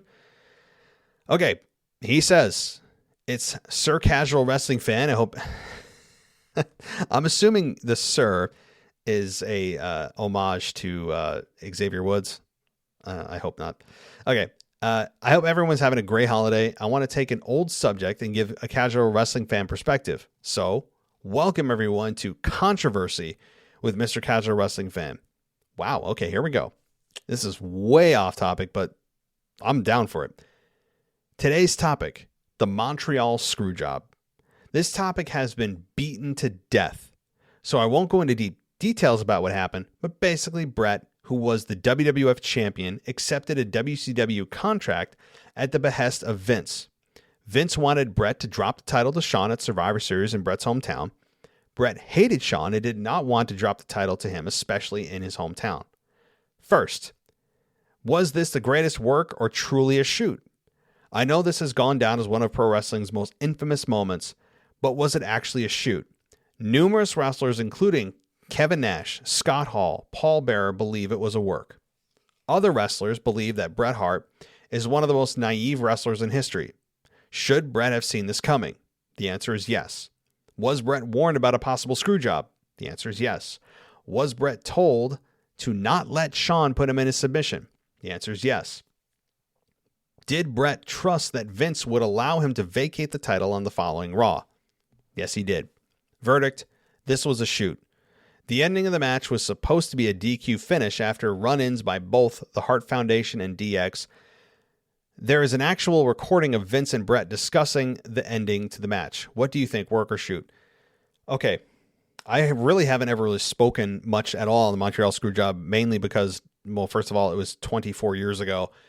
And number two, as you said, Mr. Casual Wrestling Fan, it has been, I mean, it's not just been beaten to death. I mean, it has been beaten to death, buried, resurfaced, re-earthed, lit on fire, just completely turned to ash, blown away into the wind, never to be seen again. I mean, like, it has been completely just demolished. You're right. That's really the two reasons I never really talked about it. But to answer your question, since you're asking, it's a shoot, right? I mean, it's fun to believe it's a work, but there's been too much invested, too much evidence to the contrary, especially during a time when kayfabe was actually protected, to believe that there was the depth that they would go to go backstage, for, as you said, with this recording with Vince. Kayfabe was still alive back then to some degree. I don't think that they would have invested this much time and had this many testimonies and talking about this storyline if it was a work. I believe it was not. There was a real bruise from a punch that Brett threw onto Vince, in his office. Brett also left the company. Why would they make this a work? Why would you also have Brett spell the letters WCW immediately after he got screwed? There was Monday Night Wars. I mean, they were locked in a vicious war. You didn't mention the other company. That was a huge no-no.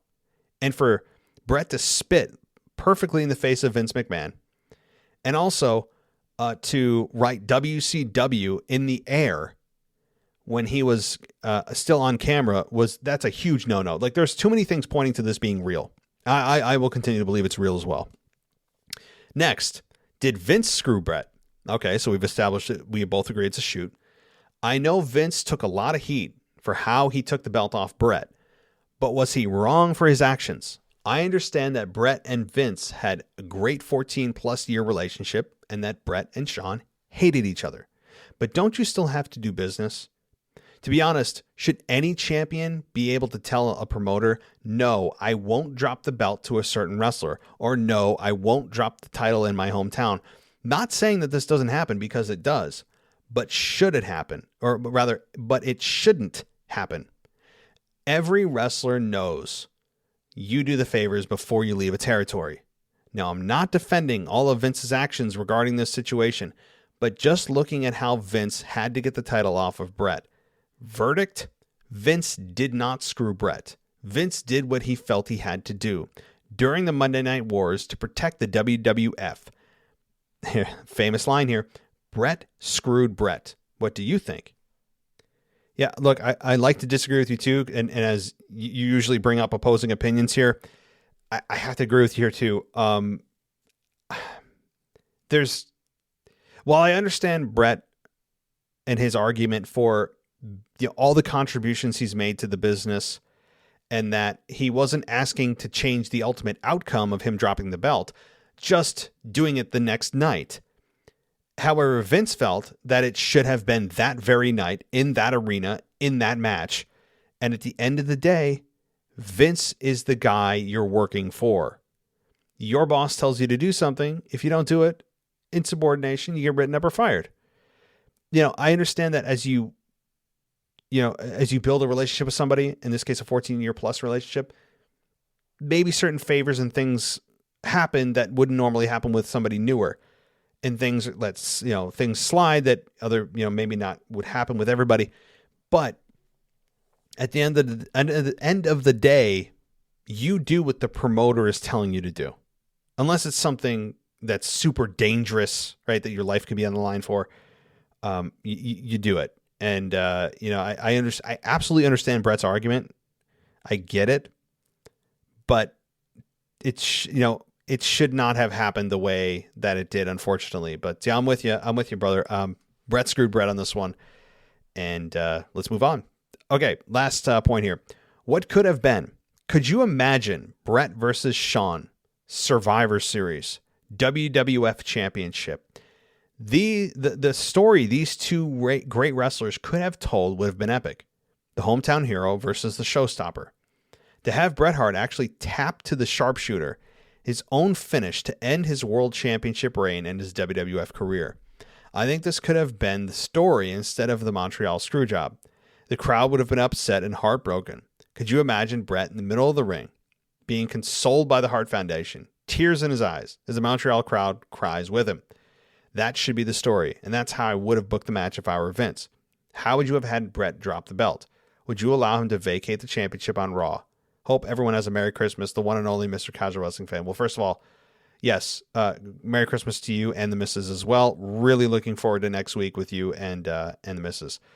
Let's talk about supplements for just a minute. The market of supplements is overcrowded, right? It's oversaturated.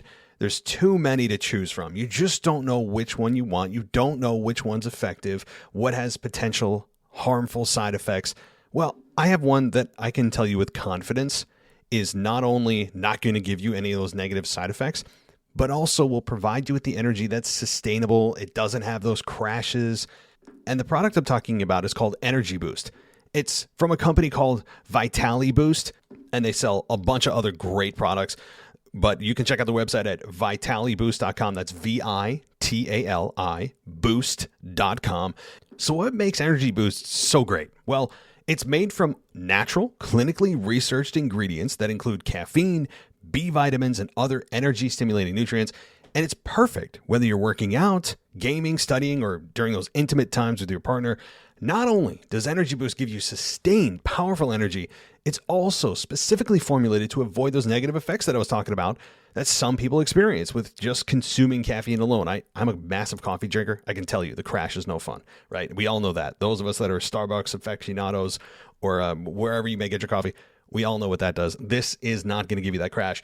And Vitali Boost, by the way, is a leader in the supplement energy market, and customers absolutely love them. Right now, they have a 92% 5-star review on Judge Me.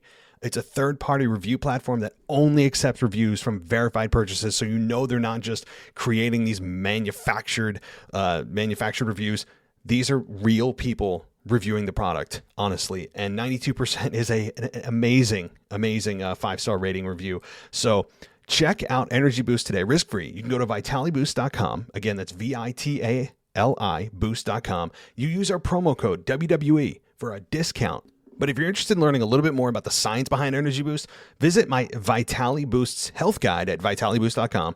Again, VITALI boost.com. And right there, you'll find information from peer-reviewed academic journals about the active ingredients in all of Vitali Boost's supplements. All of these supplements, by the way, are made in the United States.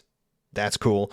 And a reminder, go to vitaliboost.com and use our promo code WWE. You'll get a discount on the Energy Boost and all of their other great supplements. So don't miss out, guys.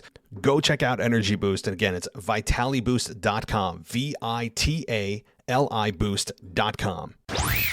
Welcome back to the WWE Podcast. Let's get back to more great wrestling audio.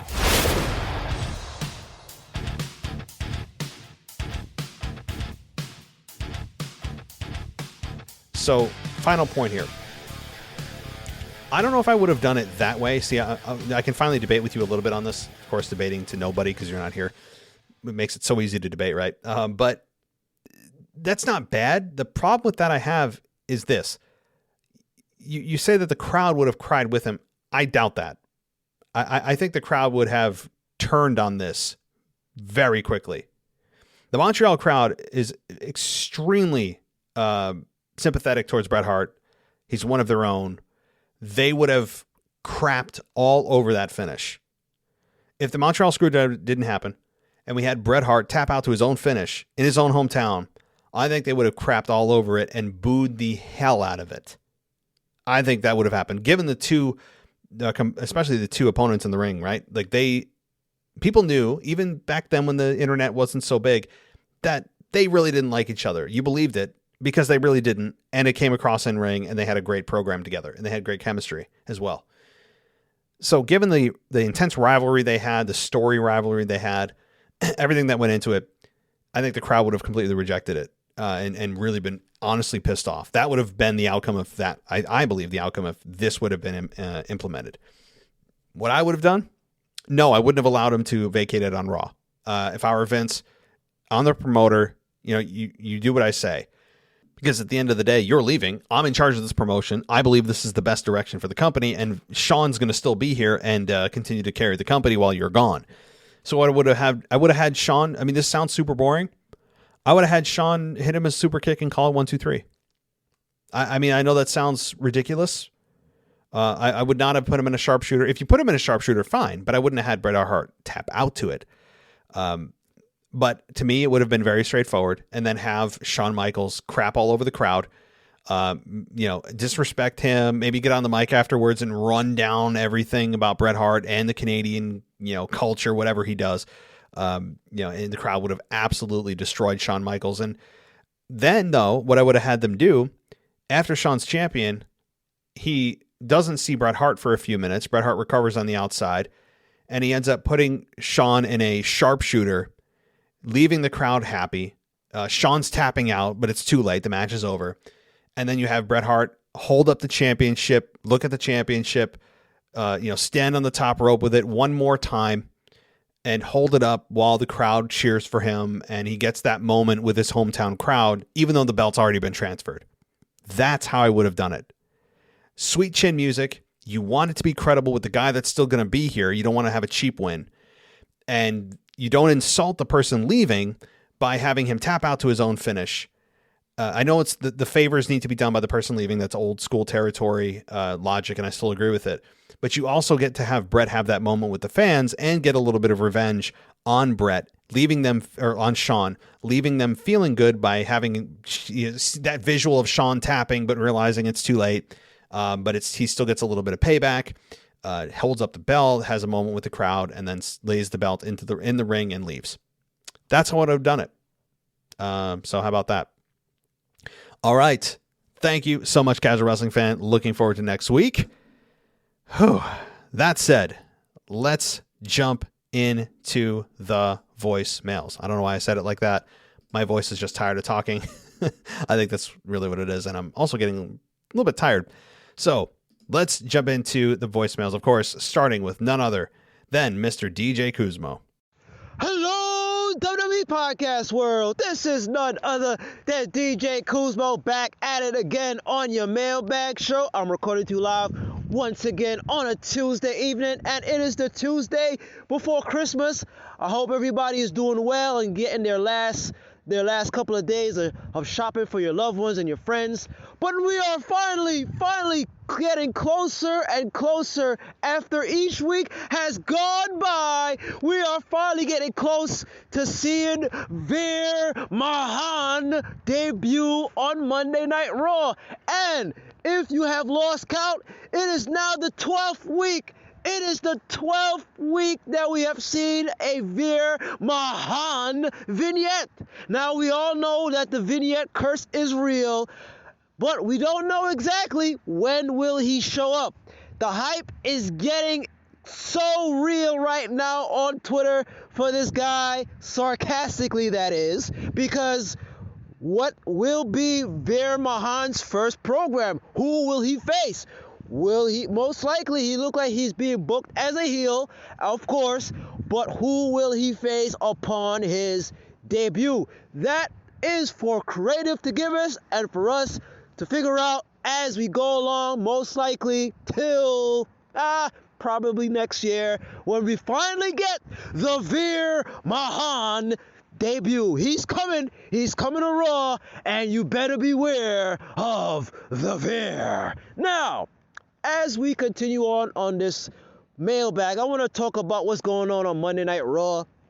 And what just transpired last night on Monday Night Raw that kind of just piqued in my interest was the possibility of a tease with Bobby Lashley and MVP. Now, MVP, he did help out Bobby Lashley last week in claiming the victory to get his spot in the Fatal 4-Way at Day 1. But something that Bobby Lashley mentioned to MVP about him facing Big E, and him just stepping aside and seeing how MVP, will go about this match with Big E. I don't know what's going on. What is Bobby Lashley's angle? I don't know, but that kind of piqued my interest in the sea of teases of breakups that we saw last night on Monday Night Raw. And they also had a backstage segment, where MVP, once again, he wanted to find out if him and Bobby Lashley were on the same page. Bobby Lashley didn't give him an answer. I don't know what's going on there. But you know how WWE loves to break up certain things, and we all have a long history of all these breakups. So I hope to God that Bobby Lashley and MVP do not break up. I hope they stay together, because they're pretty much what's remaining of the Hurt Business, or what was the Hurt Business, of course, with Shelton Benjamin and Cedric Alexander. So I don't know what's going on with that picture, but I just hope that Bobby Lashley and MVP are on the same page. Now, I want to flip it over to SmackDown. I want to talk about what's going to happen this coming Friday night on SmackDown. We have our gauntlet-style match, and Sami Zayn, I'm putting it out there, folks. Sami Zayn is going to win the gauntlet match this coming Friday on Christmas Eve, and he will get his title shot against his old buddy, his old friend, none other than Shinsuke Nakamura. We can finally see the day we have a new Intercontinental Champion. We have somebody that will defend the title and bring back the honor of the Intercontinental title. No offense to Shinsuke Nakamura, but the booking was horrendous. How you have a champion but don't defend the title on a regular pay-per-view basis?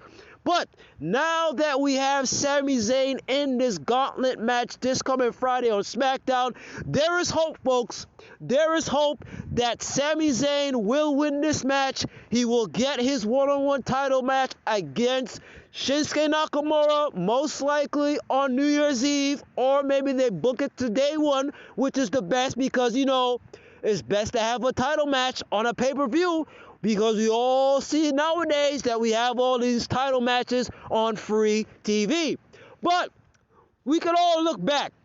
We could all look back to the time when Sami Zayn and Shinsuke Nakamura and Cesaro were all part of a stable called the Artist Collective. And I remember when they all came to SmackDown, if I'm not mistaken, none other than I believe it was Sami Zayn was the Intercontinental Champion. And of course, you had Shinsuke and Cesaro were heels. But now in this predicament, just to bring things full circle, it would be so awesome that Sami Zayn goes up against his old friend, his old buddy, now turned rival, in Shinsuke Nakamura, and put it there, folks, he becomes the new Intercontinental Champion, Sami Zayn. I'm throwing it out there because I know it's going to happen, because it's time for a change for the Intercontinental title, to see it on the hands of Sami Zayn. Sami Zayn has been screwed over, of course, we saw with Roman Reigns and Brock Lesnar. Let's give Sami Zayn a big win to end 2021. So hip hip for Sami Zayn! Hip hip for Sami Zayn! And we are going to see a brand new champion coming in 2022 in the name of Sami Zayn. Now, I don't want to continue beating a dead horse. We all know that Sami Zayn will win the IC title, but I want to talk about one of the biggest things that's happening right now in the WWE, and I'm not just talking about Veer Mahan. I am talking about the great job of the storyline of Roman Reigns and Brock Lesnar and Paul Heyman. We all saw last week that after 40 years of service for the Samoan Dynasty family, that Paul Heyman has been fired. He is no longer the council, the tribal council, or whatever you want to call him. He's no longer in charge in being the manager in this bloodline faction. I'm so happy to see this, and I like to see what's going to happen next in this new chapter. Most likely, the obvious may happen that Brock Lesnar may align with Paul Heyman, but what if Paul Heyman actually, he still remains in the storyline? Brock Lesnar is doing pretty good right now on his own as a babyface. He's cutting some good promos. He's actually being able to be comfortable on the mic. So I don't know what's going up next. What's going to happen next in this triangle, in this storyline? Because you have your players, you have your script. Now we just need a new chapter.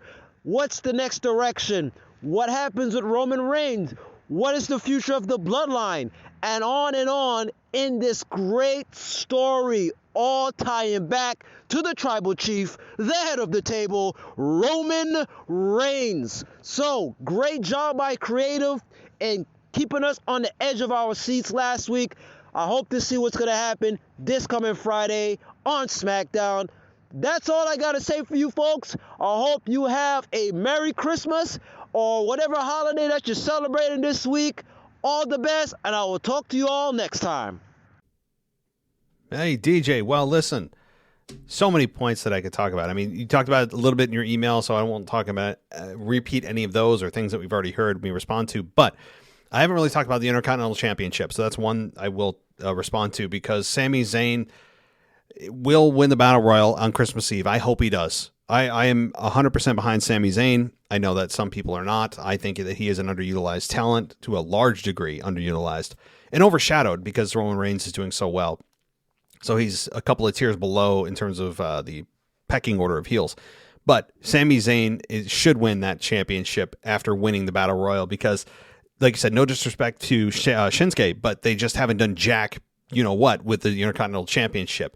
I don't know what it is about them just suddenly forgetting about championships that exist. And like you said, it's not, defending it on a regular basis on a pay-per-view.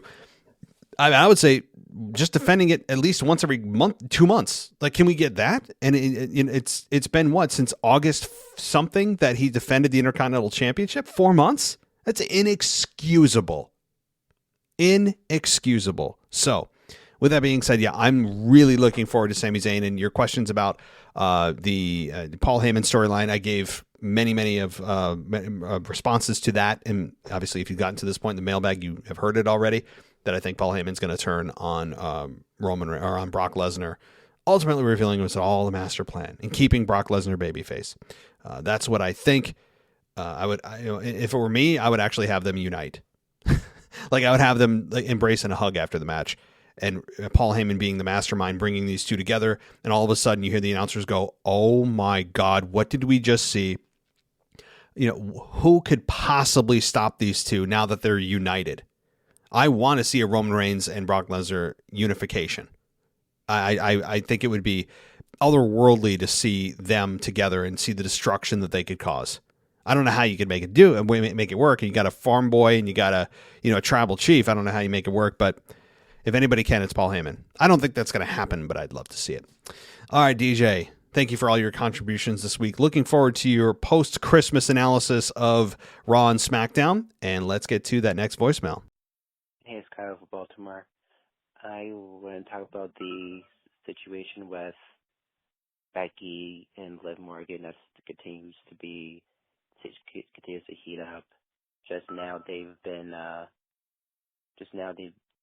That there was a video out on YouTube where Liv interrupted a training session with Becky and attacked Becky from her gym or whatever, and that was pretty cool.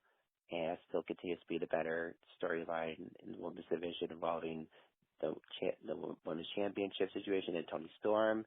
It's still surprising to me that you have Toni Storm not really being the top star. It was really cool. It was cool to see her teaming up with Sasha and having a tag team match, but they were highlighting Sasha and Charlotte, which I think Sasha should win the Rumble too, by the way, next year, and face Charlotte to take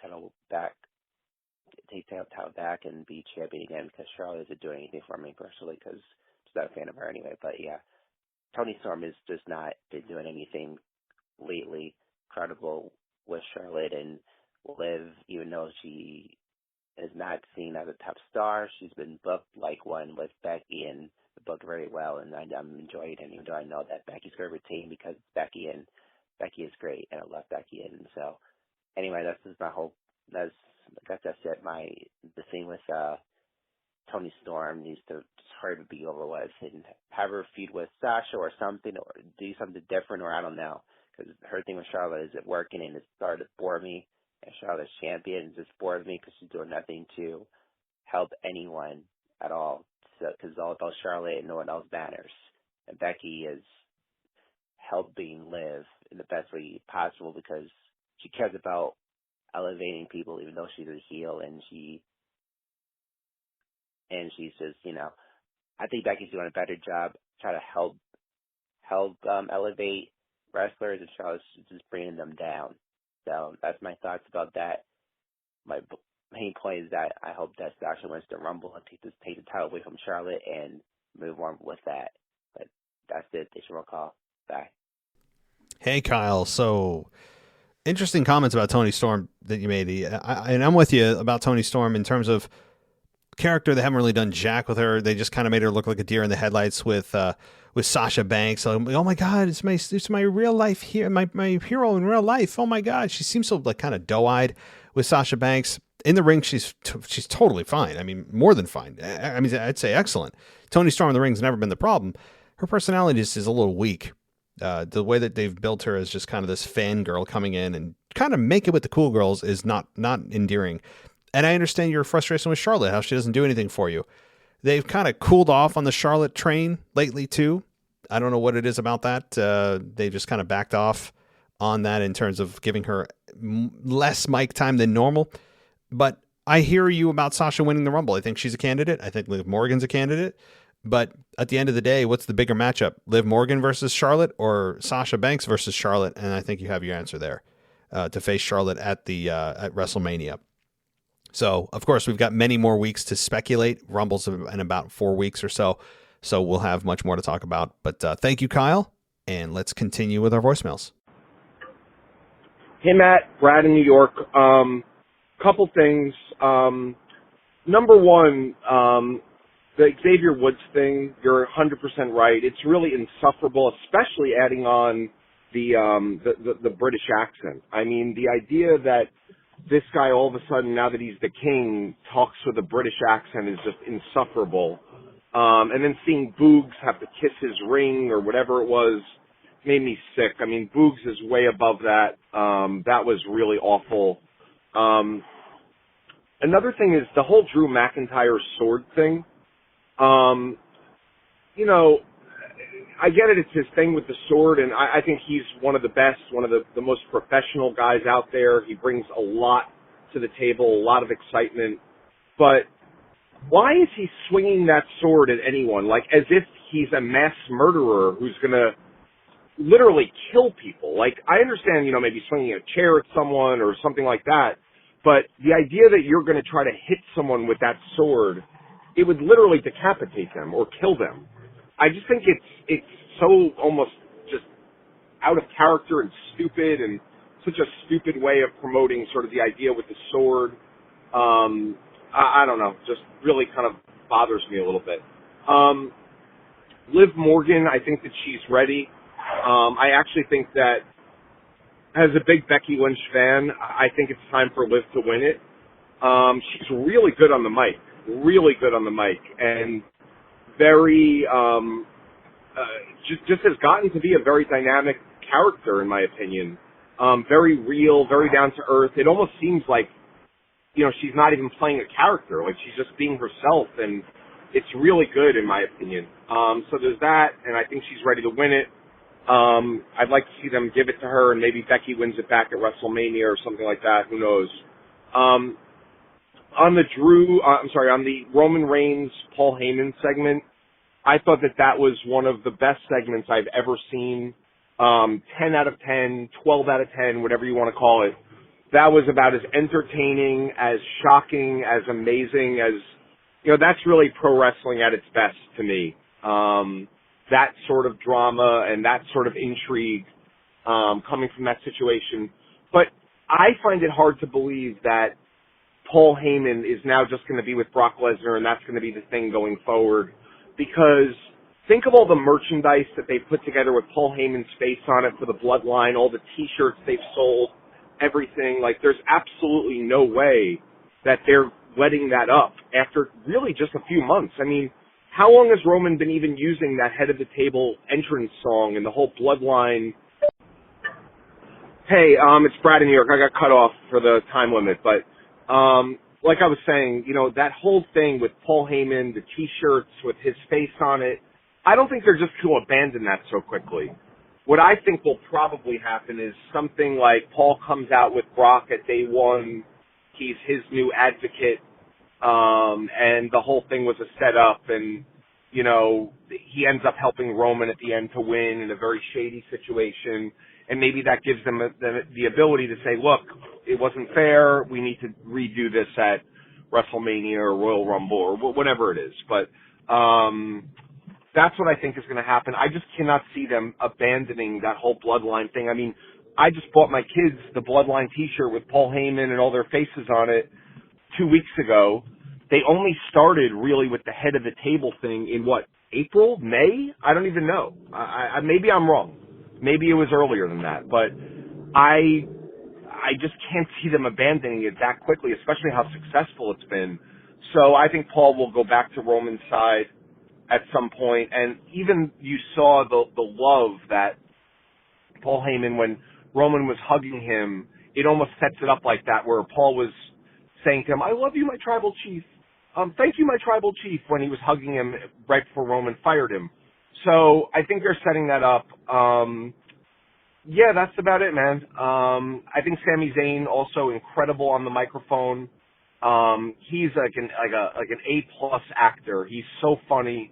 He is so talented and so good. I think that, yeah, he should probably win it from Nakamura. And then, you know, kind of go from there. But, yeah, man, good show. As always, every show you put out has been great, and thanks for the time. Bye. Hello there, Brad. Thank you, as always, for your contributions and words and just insightful information or insightful opinions. Okay, I'm going to run down a few things without repeating myself. I'm going to really try. The British accent for Xavier. Now, that to me is actually the least of the problems with Xavier. I mean, that just kind of piles on it. But my issues with Xavier run deeper and longer than this. This is just kind of the crescendo of all the nonsense and all the eye-rolling secondhand embarrassment that he has provided me and others over the last several years. You know, the British accent is just, it's of course just ridiculous and unwatchable, but it, to me, is, I mean, you have Zelina Vega doing it. Zelina Vega is also coming out doing this, and they suddenly just adopted the British accent. It's very stereotypical. You know, I actually don't want to see another King of the Ring again. Can we just do away with it, even as a heel? Unless they come up with this different way of incorporating the winner in terms of when they win, can we not just automatically have them turn into this, you know, make-believe magic land king or queen? Can we just do something different?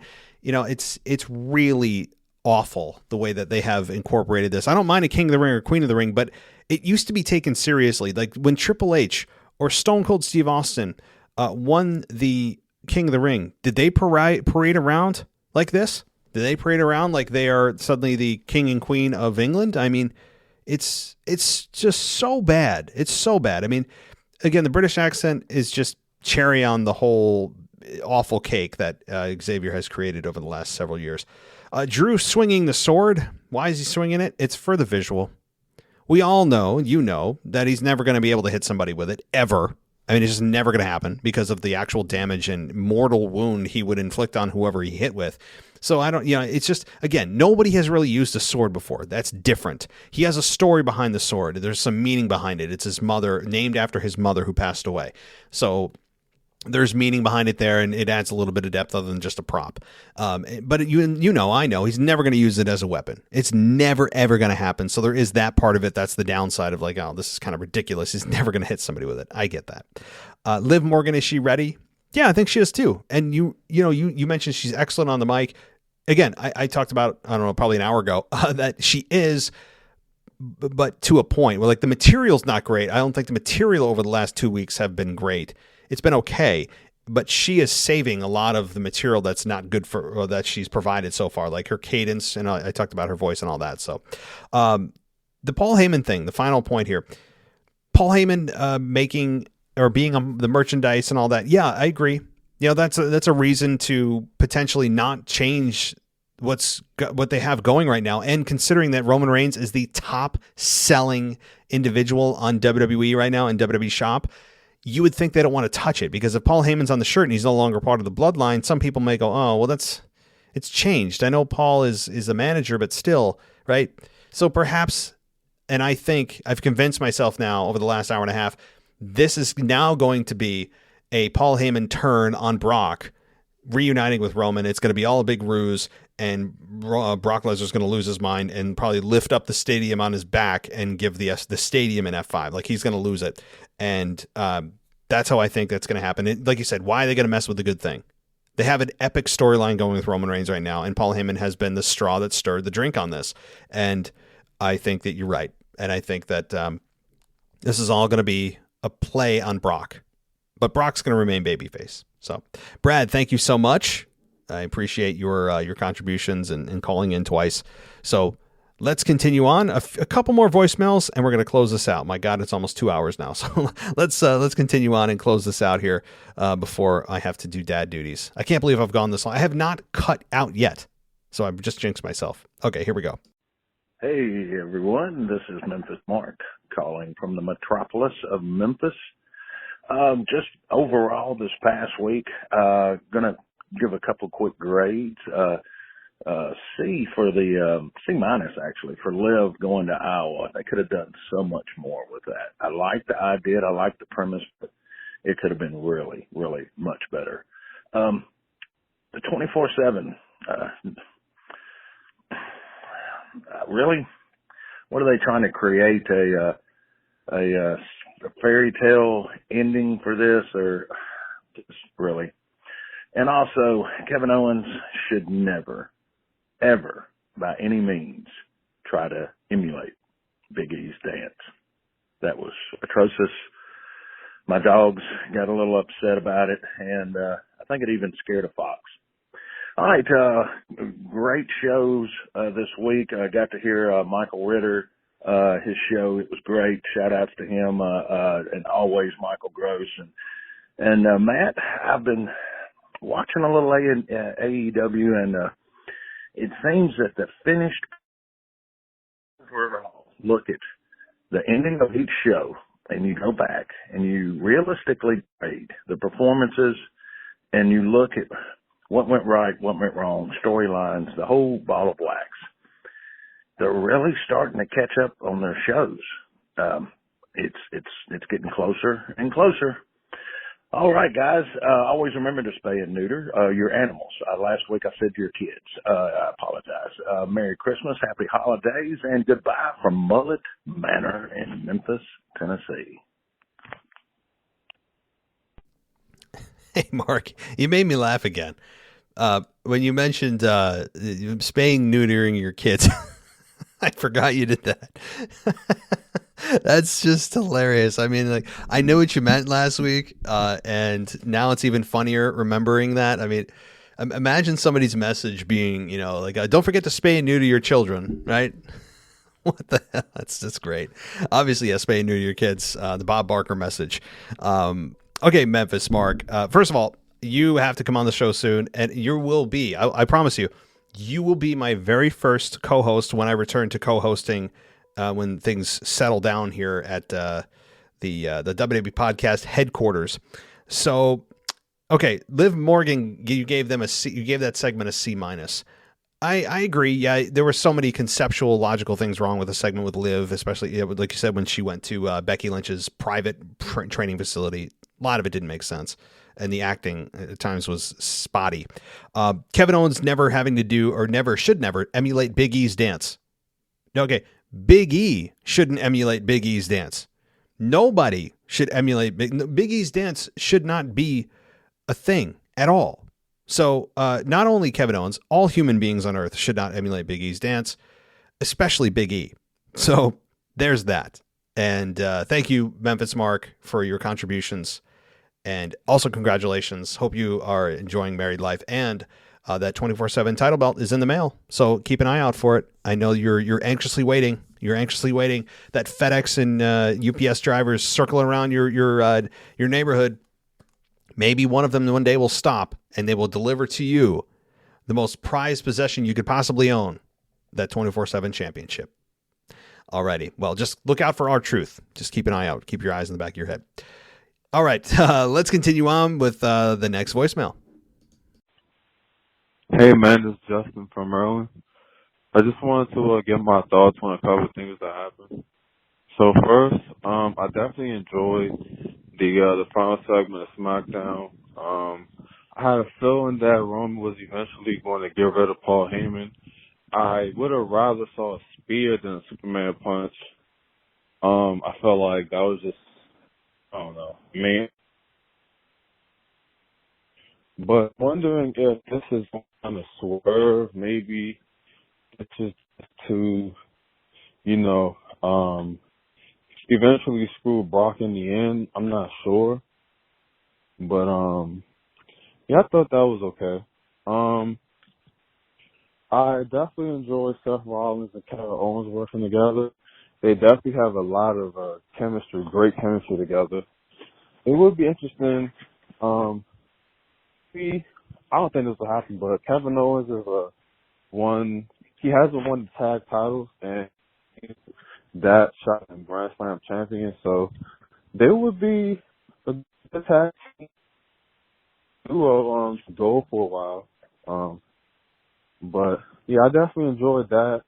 When Kevin Owens resigned, I kind of made me think that he might win. I think there's a slim chance he could win the victory. I think if he Lashley has a shot at winning it, I think Kevin Owens has a small shot. But that was cool.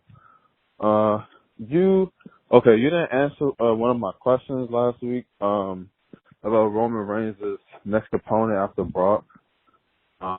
You know either, because they might go to Drew, but I feel like Drew should just be in the Rumble. I don't think he should fight Reigns at the Rumble. So I don't know if you have any ideas of who Roman could face next, but I just want to throw that out there. And I want to touch Morgan's promo. When she was talking, she just sounded so, I don't know, boring. Like, her promo didn't really do it for me. She got a good couple of lines, but I didn't really, I wasn't really connecting to her as far as, her energy. She just sounded like she was just going off of, her lines. But other than that, I think that's it. Randy Orton versus Otis next week should be fun. So hopefully Orton can get an RKO on him. But I don't know, maybe Otis wins by DQ or something. I think they're trying to build Alpha Academy for the next challengers. Because, hey, it's Justin from Maryland again. I guess I went over the limit when I was trying to finish my topic, but I was saying that I think maybe Otis could win via disqualification or count out. I think they're trying to build Alpha Academy to fight RK Bro at day one, because I think Montez is injured or something, so that's why we haven't seen that finals for the the tag match. But yeah, I think that'll be fun. Alpha Academy against RK Bro, that'll be cool. But yeah, that's it. I just wanted to touch on those things, and I'll talk to you next week, and I can't wait to hear your responses. Hey, Justin. So first of all, thank you for sticking this long. Really, everybody for staying this long. I mean, it's 2 hours into the show here. And Justin, I want to apologize for not answering your question. So let me answer the question right now. Who is Roman Reigns' next opponent after Brock? Now, again, I think it could be Drew at WrestleMania, but that's WrestleMania. Who do I think could kind of fill the gap? I would have said Jeff Hardy. Obviously, we know the story there. That would have been my answer. But obviously, Jeff Hardy is no longer there. I'm cheating here, but I think I need to cheat to make sure I give you an accurate response. Who do I think Roman Reigns could face after Brock Lesnar? Now, this is also assuming that Brock steps aside and another challenger rises up to face Roman, right? Because if that's not the case, then it could be another Roman Reigns Brock Lesnar match before we get to the Rumble or at the Rumble. So assuming that's not the case, and assuming Drew is still too early, and maybe that's a WrestleMania match, I'm looking at the options here. There's not a lot. I see why you're asking. Ricochet. I'm trying to identify a Cesaro already came and went. Honestly, unless somebody comes over from Raw, I don't see somebody there that could. So, with that said, here's an answer for you. Nobody steps in between Roman Reigns and Brock Lesnar until this program's done. I know it's a cop out, but Drew is still too early, I think, because you want him to wait until WrestleMania. And Roman Reigns or Brock Lesnar is already there, but you have nobody left. Like, I'm looking at the roster: Drew Gulak, Mace, Mansoor, Jimmy Uso, Jey Uso, obviously no, Sheamus, Eric Ivar, Ricochet, I guess a small chance, Cesaro, that already came and went. Sami Zayn is a heel. Jinder Mahal, Shanky. No, I mean, I guess you have Elias floating out there. You have Elias as a free agent. They still don't know what to do with him. Honestly, that's it. That's it. I see your question. So that's my answer. Either Elias comes back in a kind of quick one-off with Roman in a babyface role, or they just continue with Brock Lesnar until that's beaten dead. And then they get to Drew McIntyre. As far as Kevin Owens and Seth Rollins having chemistry, yes. Yes, they do. They have really good chemistry, which leads me to believe they could be a tag team moving forward. That's fine. Yeah, I'm absolutely fine with that. They could be the ones to take it off of RK Bro if Alpha Academy doesn't. And therefore disintegrating RK Bro, turning Riddle heel or Orton heel, leading them into a program maybe at WrestleMania. So thank you, Justin. Good questions as always. I apologize for not answering it, but I hope I didn't cop out too much on that answer. It's not a good answer, but there's nobody there really that's sticking out besides Drew McIntyre. So, all right, let's continue on. Just a couple more and we'll close it out. Hey guys, this is Mrs. Casual Wrestling Fan. And Mr. Casual Wrestling Fan. And we're here to remind you guys that next Mailbag episode, we will be taking it over for the Day 1 pay-per-view takeover show. That's right. Write in your emails to us and we will answer all your questions. We will give our predictions and we will talk about the exciting of all the matches that's coming up. So we just want you guys to be ready for that next week. And, for me personally, my wife might not co-sign on this, but I'm going to give a star right now to, what's my guy name? Lord have mercy. That ain't going. What's his name? No, not Kevin. Oh, Kevin Owens doing great work. I'm glad you said that. Kevin Owens doing great work. I'm not a Kevin Owens guy, but Kevin Owens is doing just great work. Him and Steph together looks good. I don't know if they're trying to turn Bobby face. I really, I like Bobby and MVP together, so that would really kind of hurt me. But I really see a face turn and keep trying to make him look facey or good and put him next to Big E. I really don't like that, me personally, but that's just me. But Austin Theory was who I was looking for. Austin Theory, that boy can move. He has great movesets. Shout out to Austin Theory. And, we still booing Little Time Liv, poor Liv, for her. Lord, let her lose again.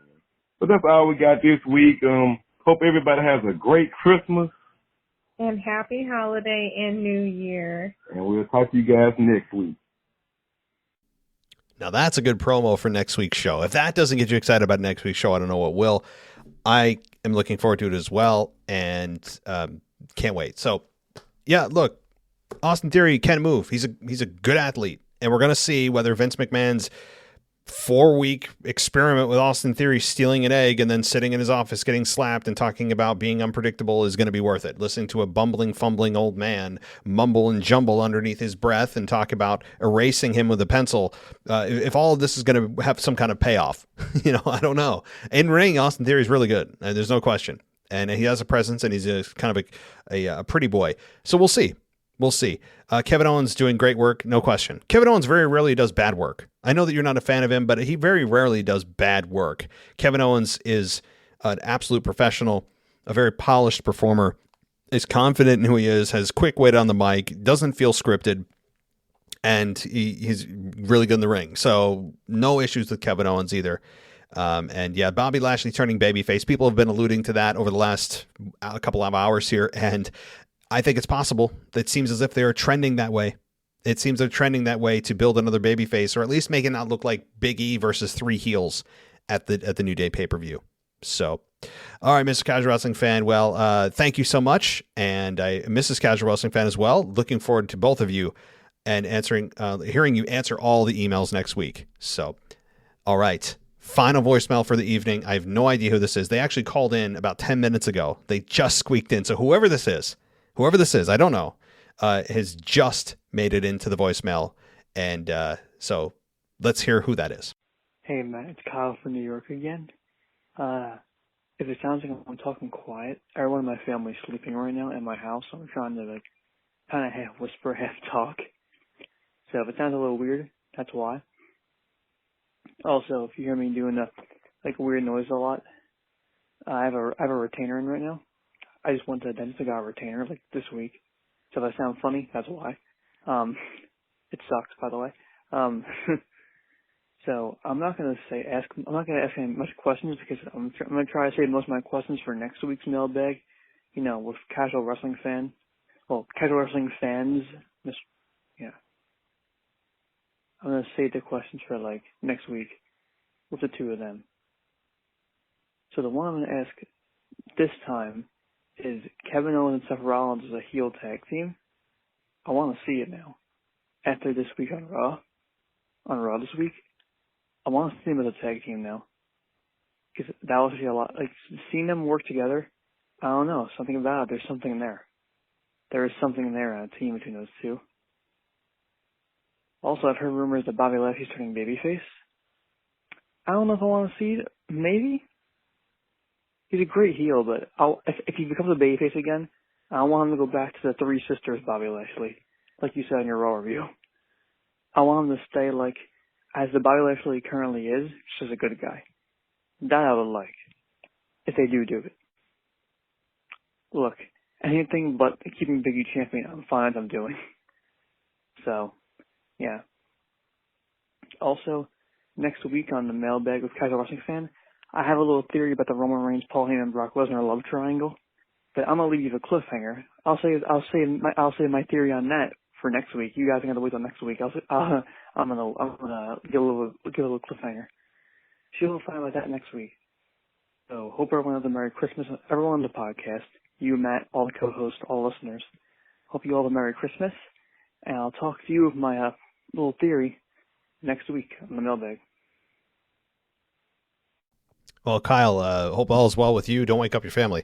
And you sounded pretty normal, so if you didn't say anything, I probably wouldn't have known. But, yeah, I don't think many people want to see Bobby babyface right now. We'll see what that looks like, though. If it's even a thing, maybe they're just teasing it and nothing will happen. And Kevin Owens in a tag team with Seth. I've talked about this a lot over the last couple hours.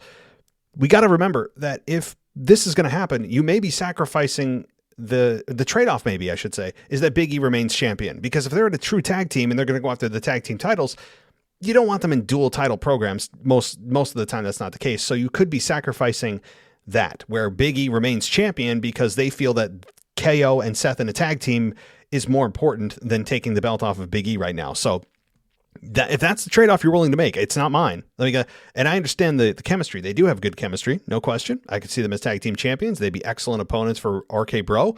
Absolutely. And they could be the ones to eventually be the catalyst to break up RK Bro, as I mentioned. But I think that if you're willing to make that trade-off for Big E remaining champion, I'm not. That's how badly I want Big E gone as champion.